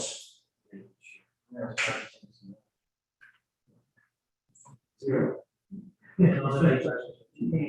Thank you. Appreciate it. A lot. Questions? I just, I think I say this every time you come, other than thank you, but remember that we're gonna really be looking to you this fall to talk to us about what the infrastructure needs are for your department. What is the right level of staffing for different functions, et cetera. So I've just been so impressed with the job you've done, the team has done, and I think it will work. The sort of record that you established this summer, essentially not just this summer, but especially this summer, makes people trust and rely on the information they're going to give us about moving forward. So please know that we want that. The other thing is just more generally, I was talking to somebody I respect a great deal today, and we were sort of lamenting the fact that so much of the antisocial behavior we have is directly related to real drunkenness. I'm just wondering whether there are, of any towns that have sort of figured that out, tourism type towns, because it's just, so much of it's related to, people, whatever. And they're not just related, I'm not talking about mopeds, I'm just talking about the stuff that you guys have to deal with. If you know anybody who's figured out some kind of way of reducing the amount of really excessive drinking, that'd be very helpful to know. Great. I think, from our standpoint, it's unique, the way I daily visitors to the island. So, we see it just like from public safety in the morning, when people come on this kind of break where everyone's spread out, on the beaches, maybe in different establishments, and then, you have the mad rush in the afternoon, really present there. It's really noticeable of the problems, but, it's kind of getting them right on the boat, and it's going all over the next step. So, I think it's definitely a unique place, but as we've talked about before, we're really looking forward to moving into the fall with your plan. We're kind of taking what we've learned this whole summer and looking forward to the food and planning and infrastructure type change. Yeah, I'll tell you, I was shocked the other day. I actually performed a wedding with Shirley. She was anyway, up at the Ocean View Pavilion, and the wedding was at 9. By about 9:20, we were heading down. The leading pavilion going down. The number of people that had come off the boat, sort of going through the parking lot and then heading towards that area, was unbelievable. And there wasn't, I think, a private policeman or somebody who was sort of stationed there and immediately said, you're not allowed to have alcohol. It was at least 100 people. 75 to 100 people on Sunday at 9:20. And it was very peaceful, very well handled, but it really represented that surge of folks that, carts in hand. It was pretty amazing. So I compliment how you coordinated and integrated, but it's a daily battle. Amazing. Congressman Thumb? Oh, Mike, you're in? Yeah, Chief, you and your staff have assembled a pretty big fan club out here, so thank you for all the work you've done.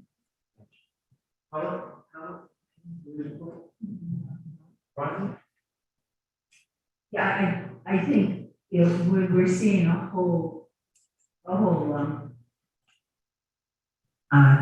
turn, thank God. Maybe more people out here is better. I think the visibility of the police certainly doesn't hurt that at all, but, I think we are seeing, what, I think we talked about this early on in the season. I'm hoping this can be kind of Black Island can be one of the towns where, the anti-police feeling that was so prevalent last summer across the nation, I think is perhaps, are you feeling it this summer, or do you think it's waned from last year?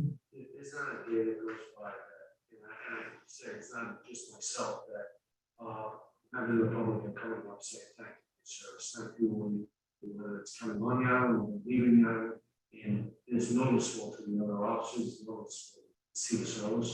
And I think that's a real change. It's a change that I've seen even from going right back to March when I first came here, or really seeing crowds come. And hopefully that's a nationwide. Hopefully that's a change of attitude and towards policing that's happening nationwide, and we're not just unique here on the island. But it's not a day that goes by that. I think that it's really important to get that kind of story out because, as everybody knows, last year across the nation was really, really bad, and we can be a little piece of making things better. That's good. Thank you. Council, any comments from the public on the relations board? Thank you, Chief. Thank you. Next item on the agenda, discussion on vegetable development rights. I had asked this to be put on there, and I had a link put on VM. Margaret actually got up for us and said to us, I know with the overlook property, this came up. I'll get those development rights out of there and applying it to somebody somewhere else. I wanted to make sure that the council, I wanted to keep this on the agenda. For further discussion, maybe possibly the planning board in this fall. So no action. I just wanted to make sure you guys have the information that I want to provide. Thank you, Jen. I don't think any action. I just wanted to digest that information. Maybe we can have a discussion on this in the fall. Thank you. Thank you. Discussion item of contract for the town planner. Item number 9. Marion, do you want to take Sure, a lead on this? sure, there's a memo, a brief memo. I'm sorry? I have it, thank you. Okay. I have it. There's a brief memo in the packet. Town planner Allison Ring has been with the town for about 6 years now. We've been doing a contract year to year with her, which she's fine with. The last time we gave her a raise was 3 years ago. So at this point, we're asking to extend her contract for 1 year and to increase her hourly rate from $80 an hour to $85 an hour. I've been hearing nothing but positive feedback from the planning board members and other staff that works with her.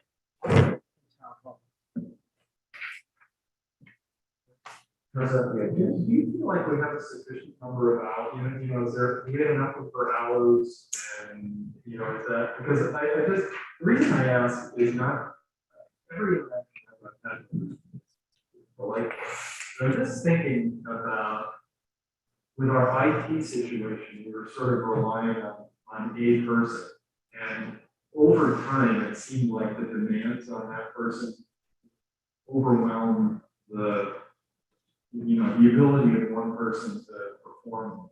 And I just, are we in any danger of that? Do you feel like we're sufficiently staffed in that regard? So if I had my druthers,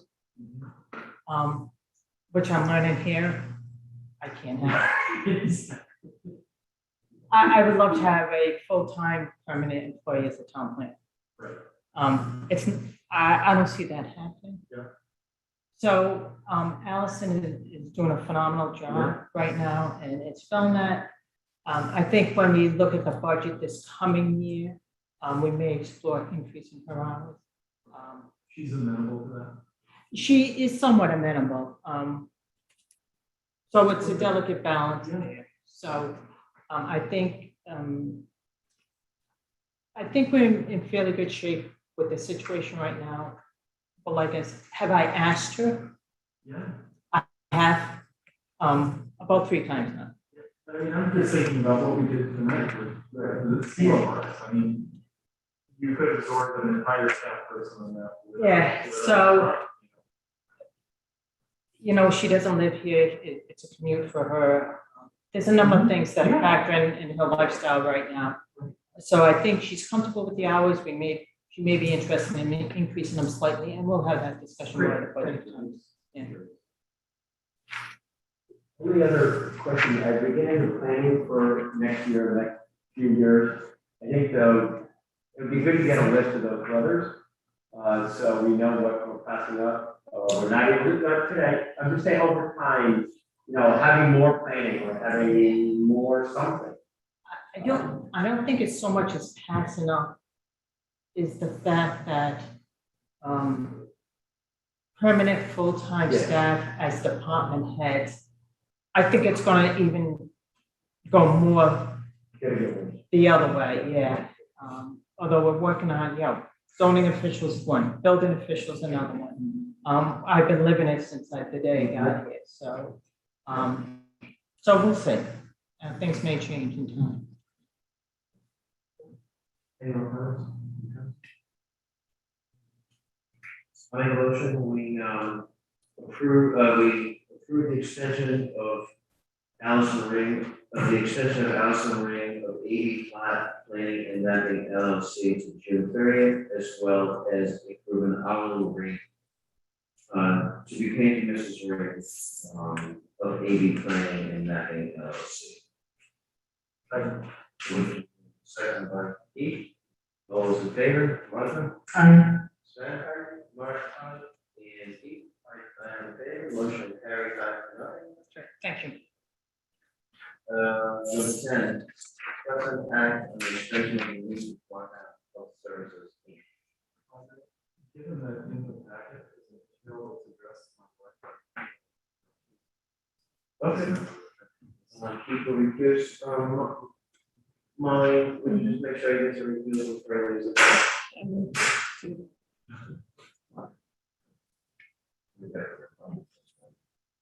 Okay, so Ray Doherty is Laura Bush. Are you here to discuss? Do you want to talk about that, or? Sure. As everyone knows, the medical center is embarked on major. Excuse me, do you mind speaking into the mic? It won't go into the. It might be, it may be that Ray needs to do this because I hear.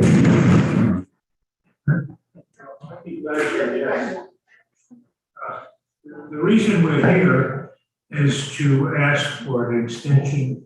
We have an ongoing, right now, our contract with the town. Our agreement with the town is for a 3-year lease, renewable every 3 years. And proceed forward with our renovation and extension plans, which we hope to inaugurate in October of this year. We have been requested by 2 organizations, one, the Washington Trust Company, whom we expect to give us the financing to cover the project's cost until we're able to repay them by donations. We've already received $3.75 million in pledges, and we hope to double that to $7.5 million. But anyway, so that's what Washington Trust requires, they require a 5-year lease, renewable every 5 years. And certainly, you know, our history with the town of New Shore, there's no reason why you should not consider that favorably. And also the Chambliss Foundation, to whom we have applied for a grant, requires the same 5 years. So that's it in a nutshell. We're asking for just a perfunctory change in our memorandum of understanding with the town to go from a 3-year lease to a 5-year lease to allow us to complete these contracts with these two organizations. Thank you. Any questions? as I understand, Mary Ann has been asking for loan documents from you guys through Washington Trust. I'm just wondering if those have been provided to her yet. They haven't gotten them yet, I don't think either. They have not been provided, this is verbally. Verbally, Washington Trust advised our chairman and other representatives of the board when they went to speak about the financing that they require a 5-year. We do not have that in writing yet. Do we have anything from the chaplain? Yes, Yeah, I submitted it to them. Yeah, we have that. Yeah, we have that. I don't know why, you know, the trouble is with Washington Trust, he knows whoever the vice president is in charge of this, knows that we wanted it for this evening. We don't have it in writing. We have it only verbally. But you can take my word for it. Well, I would take your word for it, as long as you're secure, you're absolutely trusted. On your end, I would take your word for it, but you absolutely trust in those. I know that you need it here, and we will get it to Marion as soon as we possibly can, perhaps this week, perhaps tomorrow. Okay. Don't have it tonight. Does anybody know why it was a 3-year lease to start? I mean, was there a reason? Does anybody know how it came out 3 years? I think it was arbitrary. It would seem to. I think even at one time, I've been on the board now for over 6 years, and I think even at one time it was a 1-year lease. I'm not sure about that, but at least I think they're just things that are pulled out of the air, you know, like 1 year, 2 years. You can't have 2 years. So it's the same price every year on dollar. I guess the next question is, Marianne, do you see I any don't. issue? I don't see any issue, right? I mean, I understand why they want 5 years. I don't have any problem giving 5 years. You're not going anywhere. We're not going anywhere. So I'm good. I'm good with the request, I guess. Yeah. I think we'll have this. Any more questions on that? So this, would be then extended out until when? I'm sorry. Oh, I'm sorry. This would be extended out until 2025? So if you approved it, I suppose it would be 2026. Is that your question, or when it would be? Yeah, because the date was, it was done on the 8th of December 2020. Oh, okay, so. 2025, but we would also ask that we continue with the 5 years. Yeah. Then would be, it sure. would be a 5-year lease, every time we come to negotiation. That'd be a 5-year lease. So this one ended on 2020, December 31st, 2023. So we're talking about, I'm still in 1900s, I think. So we will go from January 1st, 2021 to December 31st, 2025. Martha, right? That's correct. So Martha, you're right, December 31st, 2025. We're really not changing the agreement at all, except for the 2 years. Right. That's correct.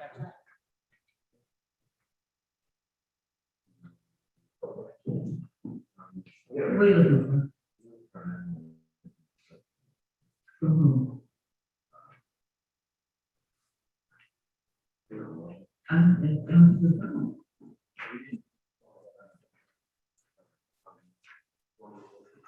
Yeah, so motion would be to, we don't have a lease right now, is that what? No, they do. We have a lease, that goes from here. You want me to do it? We can have a lease. Okay, I make a motion to, I would just okay, extend. I make a motion to extend the current lease between the Black Island Health Services and the Town of New Shore that runs currently from January first, 2021 to December 31st, 2023, to the new periods running January first, 2021 to December 31st, 2025. And all future. And all future leases will run that 5-year lease through. Unless some council says it. Periods. I don't see we're listed there. Motion's made and seconded. Discussion. Pertinent discussion. What else pertinent? Yes. Any comments from the public? All those in favor, Keith? Is that supposed to be All wrong? those in favor? Jonathan? Put them out. I'm in favor. Thank you. Sven, and Bartel, and motion will carry. 4-0 with the refusal of council. Thank you, thank you. Thank you, I apologize. Laura, thanks a lot. Laura sends the best updates that we get. Those updates Yes, they're excellent. You know what, Laura? They're so good. So You're now gonna be assigned to the early learning center. You just don't know it. Is she already on your website? Next item on our agenda this evening is discuss and act on the authorization of $1,024,000 loan resolution USDA loan rate for pump station upgrades. Is this the same thing that we're talking about for? I'm not, I was gonna ask you if you, see the paperwork in the packet, and then look at, Where's the road? It's not the one resolution, but. I mean, these are very low, like 10 minutes ago. okay, so, we have a resolution in front of us. Mary, do you want to take, some explanation on this? So I would ask that the council make a motion to authorize the appropriate signatures to execute the loan documents of the $1,024,000. And then probably a second motion to authorize and accept the grant of $837,750,000 and also authorize the appropriate signatures. We need a brief description of the work to be performed. And it's pump station upgrades for the sewer. Pump stations, or? Yeah, I think it's multiple, yes. The reason why I say authorize appropriate signatures, because there's some legal signatures and there's a few different people out who sign the documents. No, who's ultimately paying for this? The ratepayers, The sewer. yeah, 45% grant, which is fairly generous. We've been really lucky, fortunate with USD. We've done well with that. I will make a motion to authorize the appropriate signatures to execute loan documents of $1,024,000 for pump station upgrades. Second by Scott. Discussion. You want to receive the grant? I'm gonna do it now. You can do such. Sorry. All those in favor, Martha? Aye. Keith? Aye. Mark? Aye. Stan? I'm in favor, motion will carry 5-9 for the loan. We'll make a motion to authorize or accept the grant of $837,000, $750 to the pump station upgrades. Second vice. All those in favor, Martha?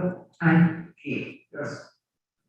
Mark? Aye. And I'm also in favor, motion will carry to accept the grant of $837,750.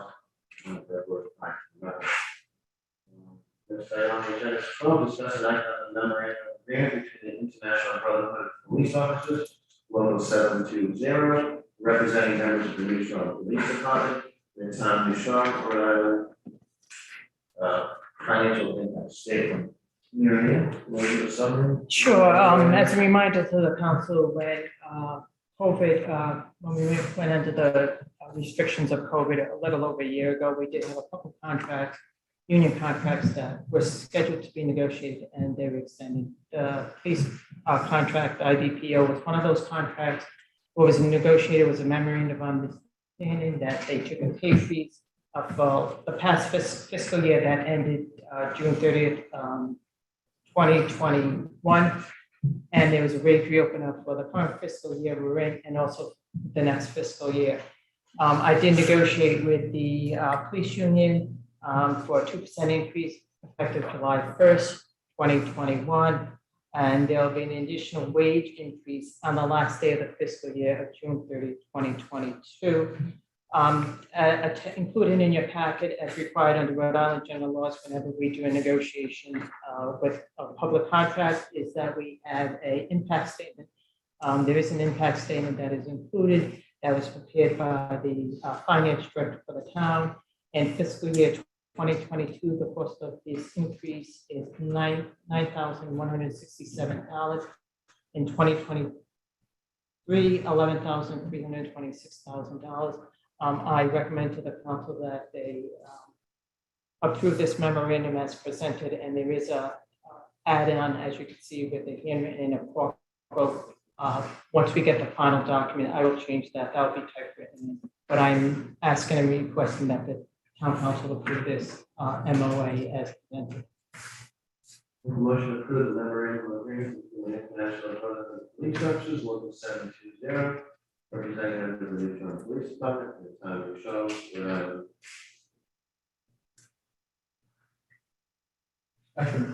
Second by Mark, discussion. I have a question. Do we still have patrolman harborist? It's a position, it is it's still in the union contract. That position is not filled as a patrolman harbor master, so if it's in there, we do have to list it. Does the harbor master actually have to be patrolman? No, currently, harbor master is not a patrolman. No. I don't mind, I think she's great, that's what I'm asking. In the winter time, because that's what that was for, actually. Time. But now we don't have the position filled, but it's still in classified position. Is this backdated to July 1st, 2021, or is it just effective immediately? No, it says on July 1st, 2021, there shall be an annual increase of 2%. So, yeah, even though we're approving it. just- Yeah, I'm going to give it to Okay. her, yeah, because it was successfully negotiated prior to the end of the fiscal year. I'm good. David Lewis. See, question, I hope. I think I heard Mary Ann hold up and speak about a financial impact statement. Do you mind if you use this? No, no. It won't go into the recording if you don't. Thank you, David. David Lewis for the record. So, Mary Ann, if I understood correctly, Andre, Mary Ann made a financial impact statement, that contract, or to help you guide you in your deliberations. And I was wondering why that wouldn't be included in on clerk base for the public to do. It should have been. It is up there, it's actually, it's in the collective bargaining fiscal impact, it's actually there, I'm reading from it. Yeah, I'm looking at it right now. No, did you get, I can look at it if it's up. Yeah, It's on the second page. it's the second page in that packet. I'm literally looking at it right now, so. I confess that there are times when, in fact, I don't scroll down far. One of these nights I'm gonna forget one though, David. You will catch me. David, fiscal year 22, the impact, and I'll just tell you, it's $9,167 out of the budget. Fiscal year 2023 is $11,320. So it's 9,000 essentially 1 year and 11,023.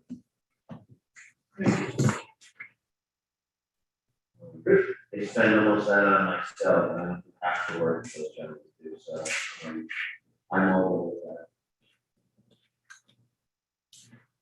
Next item on our agenda. Oh, great, cool. Keith, you okay? That's Hey, Martha. And my favorite, yeah, sounds good. Much good, sounds good. Motion will carry five to, accept the memorandum of agreement.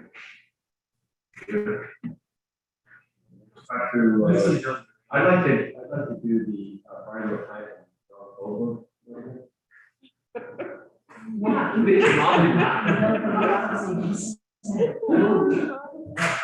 Sorry. I thought you were serious. Oh. What's your things to say about that? First on the agenda this evening is a letter from statewide planning.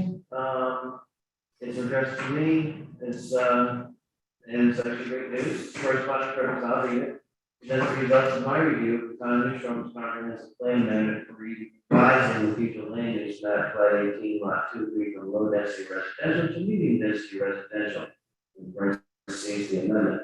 The Comprehensive Planning and Land Use Regulation Act, in parentheses, the act, requires that I review municipal comprehensive plans to ensure the comprehensive plans and subsequent amendments comply with the requirements of section 5222.2-9D.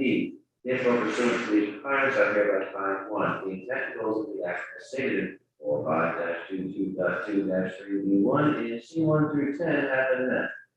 2, the plan is amended and internally consistent and complete as required by 4522.6-2. Number 3, the amendment is consistent with and embodies the goals and policies of the state, its departments and agencies as contained in the state guide and the laws of the state. Number 4, municipal planning activities having coordination according to the provisions of 4522.2-7. And the amendment has officially adopted and submitted for review in accordance with 45-22.2-8 and other applicable procedures. The amendment complies with the rules and regulations adopted by the state planning council and that adequate, uniform, and valid data have been issued regarding the plan or amendment. The decision, based on these findings, I certify that the amendment is consistent with those findings and intent to be established by the act. Congratulations on behalf of the state of Rhode Island. We look forward to working with you in realizing the desired future as expressed by the residents of New Shore through your comprehensive plan. And signed yours truly, Meredith E. Brady, Associate Director of State Law. Review about comprehensive plan amendment has been approved. Any discussion on this correspondence? Okay, but Allison and planning board, great job. Yeah, comprehensive plans are now 10 years with the 5-year amendment. Next item on the agenda is a letter from Frank Malone. I don't need to read it, I can just find it in the next legislative session. I think it's a community conversation we always have, or we should have, with the police and town and staff about allowing,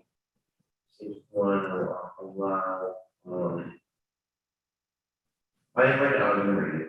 I am writing this letter to request the town council of the town of New Shore that I add following to its agenda at an upcoming meeting, LSB use on block items to consider such use favorably in a particular state legislature to amend Title 31 motor vehicles.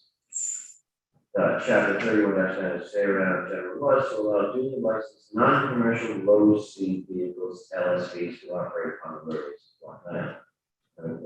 Amendment to stick around motor and other vehicles based on the section of the Title 31 that governs LSVs on Cruise Island. See attachment with light changes in red. Currently, LSVs have been operable privately in Rhode Island since 2005 on Cruise Island.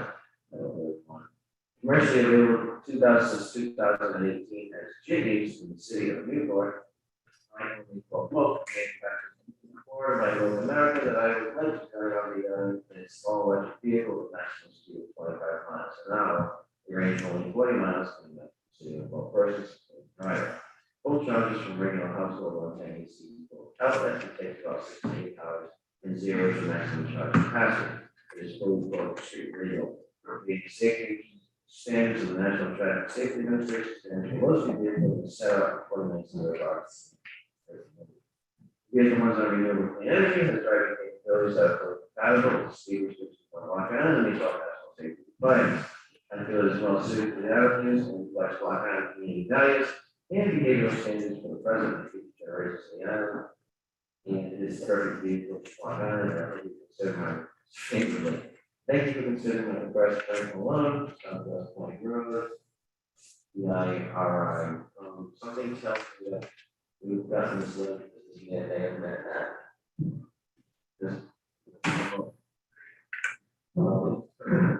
We have just some background to this. Oh, so I'm kidding, you do know about this? Oh, okay, well, This goes back to probably the second week of March when we first arrived on the island.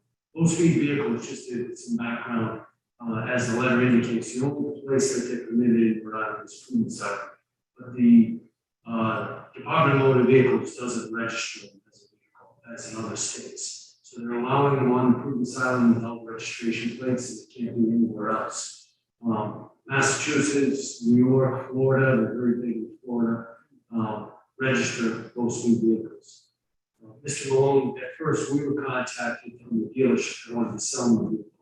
And, I told the dealership it couldn't be operated on the island because it's by Rhode Island law, we don't recognize low-speed vehicles. Massachusetts will register it, but you can only drive the vehicle in the Commonwealth. So even this weekend, on Sunday, I had one come off the ferry. We stopped it right there. It was registered in Mass. They figured if it was registered in Mass and allowed to operate in Massachusetts, it would have been reciprocated here. So they considered an unregistered vehicle. A community or town can pass, can legislate. So Newport did entertain having low speed vehicles. As far as emissions, they're all electric, pass all the safety regulations, seatbelts and lights. I think that Mr. Malone indicated top speed is 25. I think the top speed is actually 35 for the vehicles. And they can't, by statute, in the states that they do permit it, won't allow them to operate on roads that are posted over 35 miles. So the vehicle, it is a great alternative means of transportation for the island, because we have a restriction right there on speeds where these vehicles aren't going high speeds. But I think this is one of those situations where the law hasn't caught up with technology. And so, probably needs to be addressed in many communities, well, this community would see it, where you have strictly just 25-mile-an-hour roadways. Okay. Yes, yeah. Thank you. I do know we were looking at this, and we looked at a lot of electric vehicles, whether we're carrying people or something like that. And this would be a big deal. It could be a really good deal. Because a lot of those electric vehicles couldn't be sold or registered here, or could then be operational, is what you're saying. So if we were to get the state to allow it could. Are you positive or are you questioning? No, absolutely. Yeah, there's legislation in the books right now that allows the low-speed vehicles to be on approved side, it's only being registered, so similarly, that could happen here. We've come up with our own Block Island plate that wouldn't necessarily have to go through the Department of Motor Vehicles. They could be, through the police department, through the town, we could register these. Another important part of Mr. Malone's proposal is that for non-commercial use. So they address issues of the rental of the vehicles, of increased costs of low-speed vehicles. So, just so that I'm following correctly, we would need enabling legislation in order to be permitted to pass create such a regulatory permit on the island, or is that, do we have that authority? Correct, I think you would, and to add on, I think Mr. Malone included the legislation that shows Prince Island, and we just add on Block Island and insurance under that. We wouldn't necessarily require that there's a registration provision, we can regulate it ourselves. Okay. So Prudence is part of the new. Portsmouth. And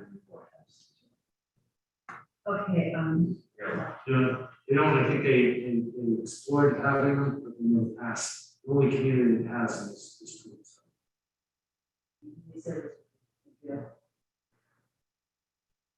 The technology may improve radically in years. A range of 40 miles doesn't seem like much, but just as vision of these things, she was sticking it all. I don't know. All over the neck on the later. Exactly. Draining water. Why did they have a plug-in by your water? Okay. I think this is part of the discussion when we discuss item line. Okay. I think this would be part of the discussion we discuss I don't know.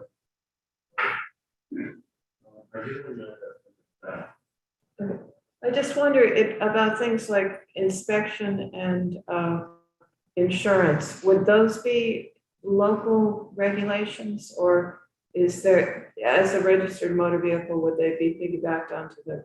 Yeah, so I think in different communities, the inspection piece of it isn't necessarily there, you don't have emissions, not necessarily, But I if the think the answer- frame rots out or something? yeah, so I think proof of registration and insurance would be probably could be regulated by local. You know, I haven't spoken how the program works, prudence other than, you know, they allow them on there. It's almost similar to a golf cart, you know, so they're just saying, you know, golf carts on, it's not necessarily regulated. I think here, we would want to regulate it so that we could do enforcement, you know, whether it's turn signals or other things that, I think, for public safety, we want to make sure that they're on top of. I confuse Portsmouth and, I confuse prudence and patience. How many people are on this? David? Not that many, I know that. One. I can tell you that. Which is one that entity? More here than. Which is one with your, I don't know, distance. So the state owns the north and the south, between the middle of it. Right. Okay, This is my record. you do know the law. Right? It's like original law. That's a real law. It's like her local law. No, it's a law. Okay. It's a real law. What is the What? 88 people? What year is that? Thank you, Mrs. Malone. Yeah, yes, no, people, any more questions about the law? Thank you, Chief. Much appreciated. Next item on the agenda. So. Maybe on the next page. So how can you all do Massachusetts to vote in this thing? So, They are put on a trailer. Oh, they did. Because they can't be operated around the roadways that are approved. Well, they're scams saying. no, the Sunny Crib's old one. We're talking about cyber. Yeah, but that's a gas version. We're talking about cyber. Nobody goes down. We're not talking about cyber. Because the hotels. We're talking about. I'm just like a real.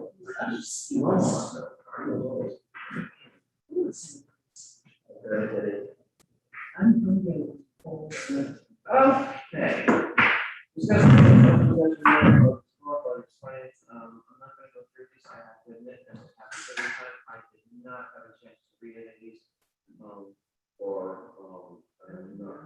I just picked up the envelope today. It's not without the appreciation of Molly getting it done. I did talk to Molly and asked if we could kind of put these off in September, so I can have a chance to review them. I don't know if anybody else feels about that.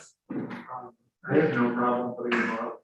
I would just say, given the volume, I wonder whether we could have a system where people come ready. So that we could move on. That's why I don't go down that. Extra motion for. Yeah, that's why I don't go down. Keith, do you want me to put one copy in a spiral binder so you can actually edit them? That's great. I was just thinking, instead of doing a roll call on 20 sets of minutes, if people could come and say, look, you know, I'm going to run. Or, you know, do one motion, that'd be. Yeah. I think it's important to have one copy, so y'all see how they change. Great, I'll do that. Okay. Alright, We'll bring them back for minutes.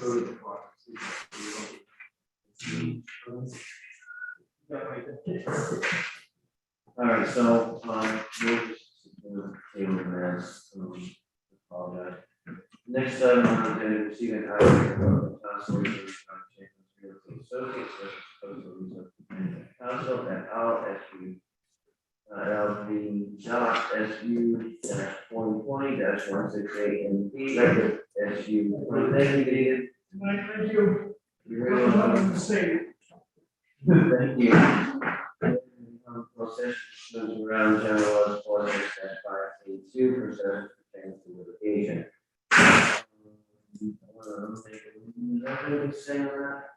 It's a personal matter, that litigation, labor personnel. No, 16 chambers. Oh, I'm sorry. I'm gonna make a motion to go into closed session on all the items, if that's what we decide to do, anything? Chambers? No. Yes, Who's here? I can, Yeah, go ahead. Wait, is it for open session? Yeah. Okay. yes, what I can say is that the briefs were due today in the Champlin's matter, and that the Superior Court, under the Supreme Court order, has until September 1 to issue its decision. I'm sorry, not September 1, September 9th.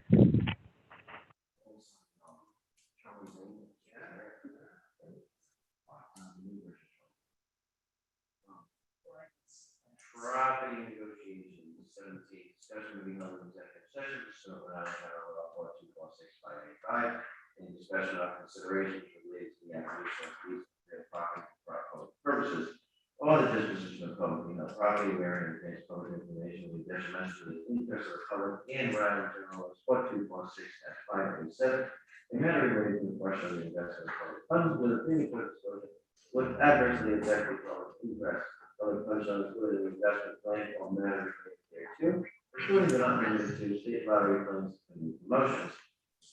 Catherine, is there anything you can say on that before closed session? I'll answer that, no. No, okay.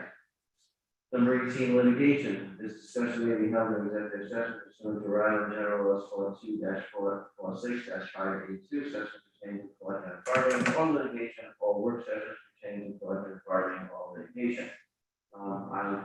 This is a personnel issue. Correct. We will not be discussing anything about this in public. Day 19, discuss and act on closed session minutes. I think we're gonna put that up also. What we can say on that?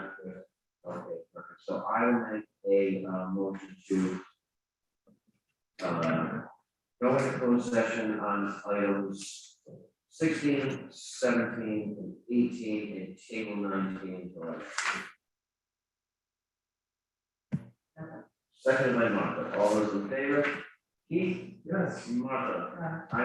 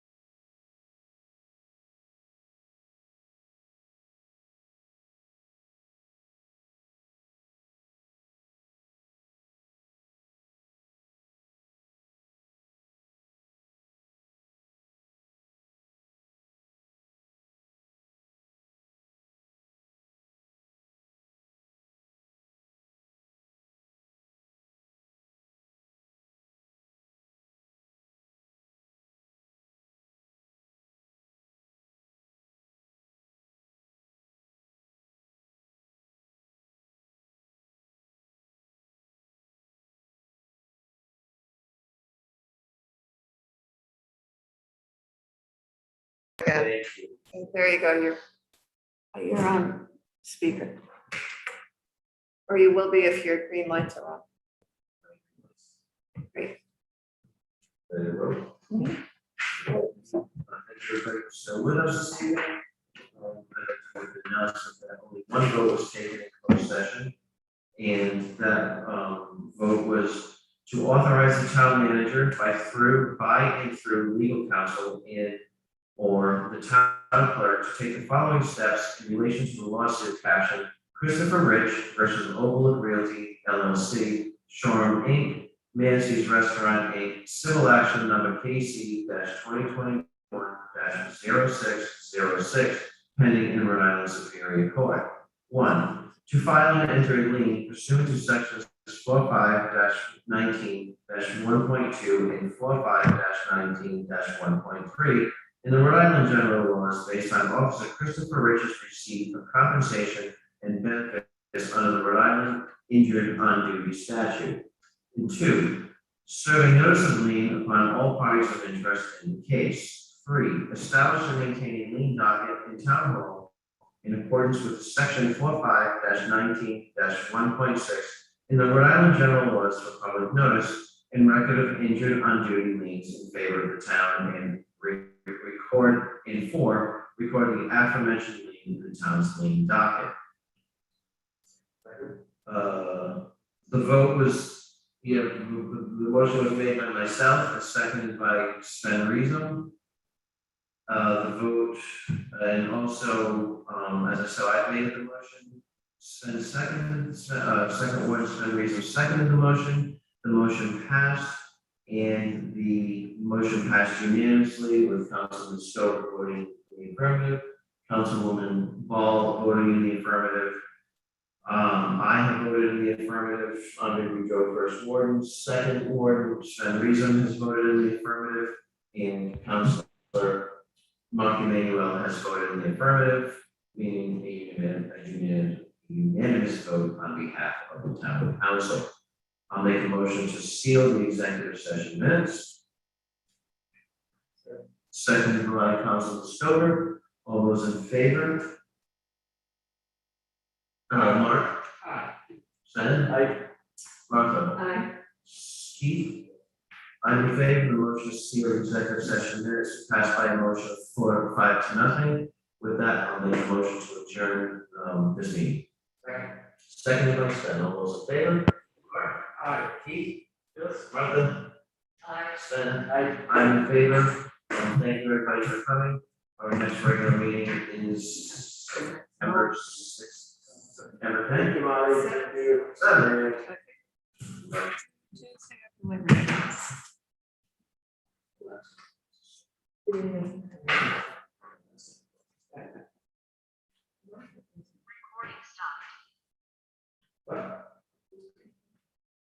Of the 3 people that are on the YouTube channel. Steve has his wife. Do we have anything equivalent to the city to give out to people? Not that I'm aware of, that's not a law of mine. Equivalent to the key to the city to give that done? We have lapel pins.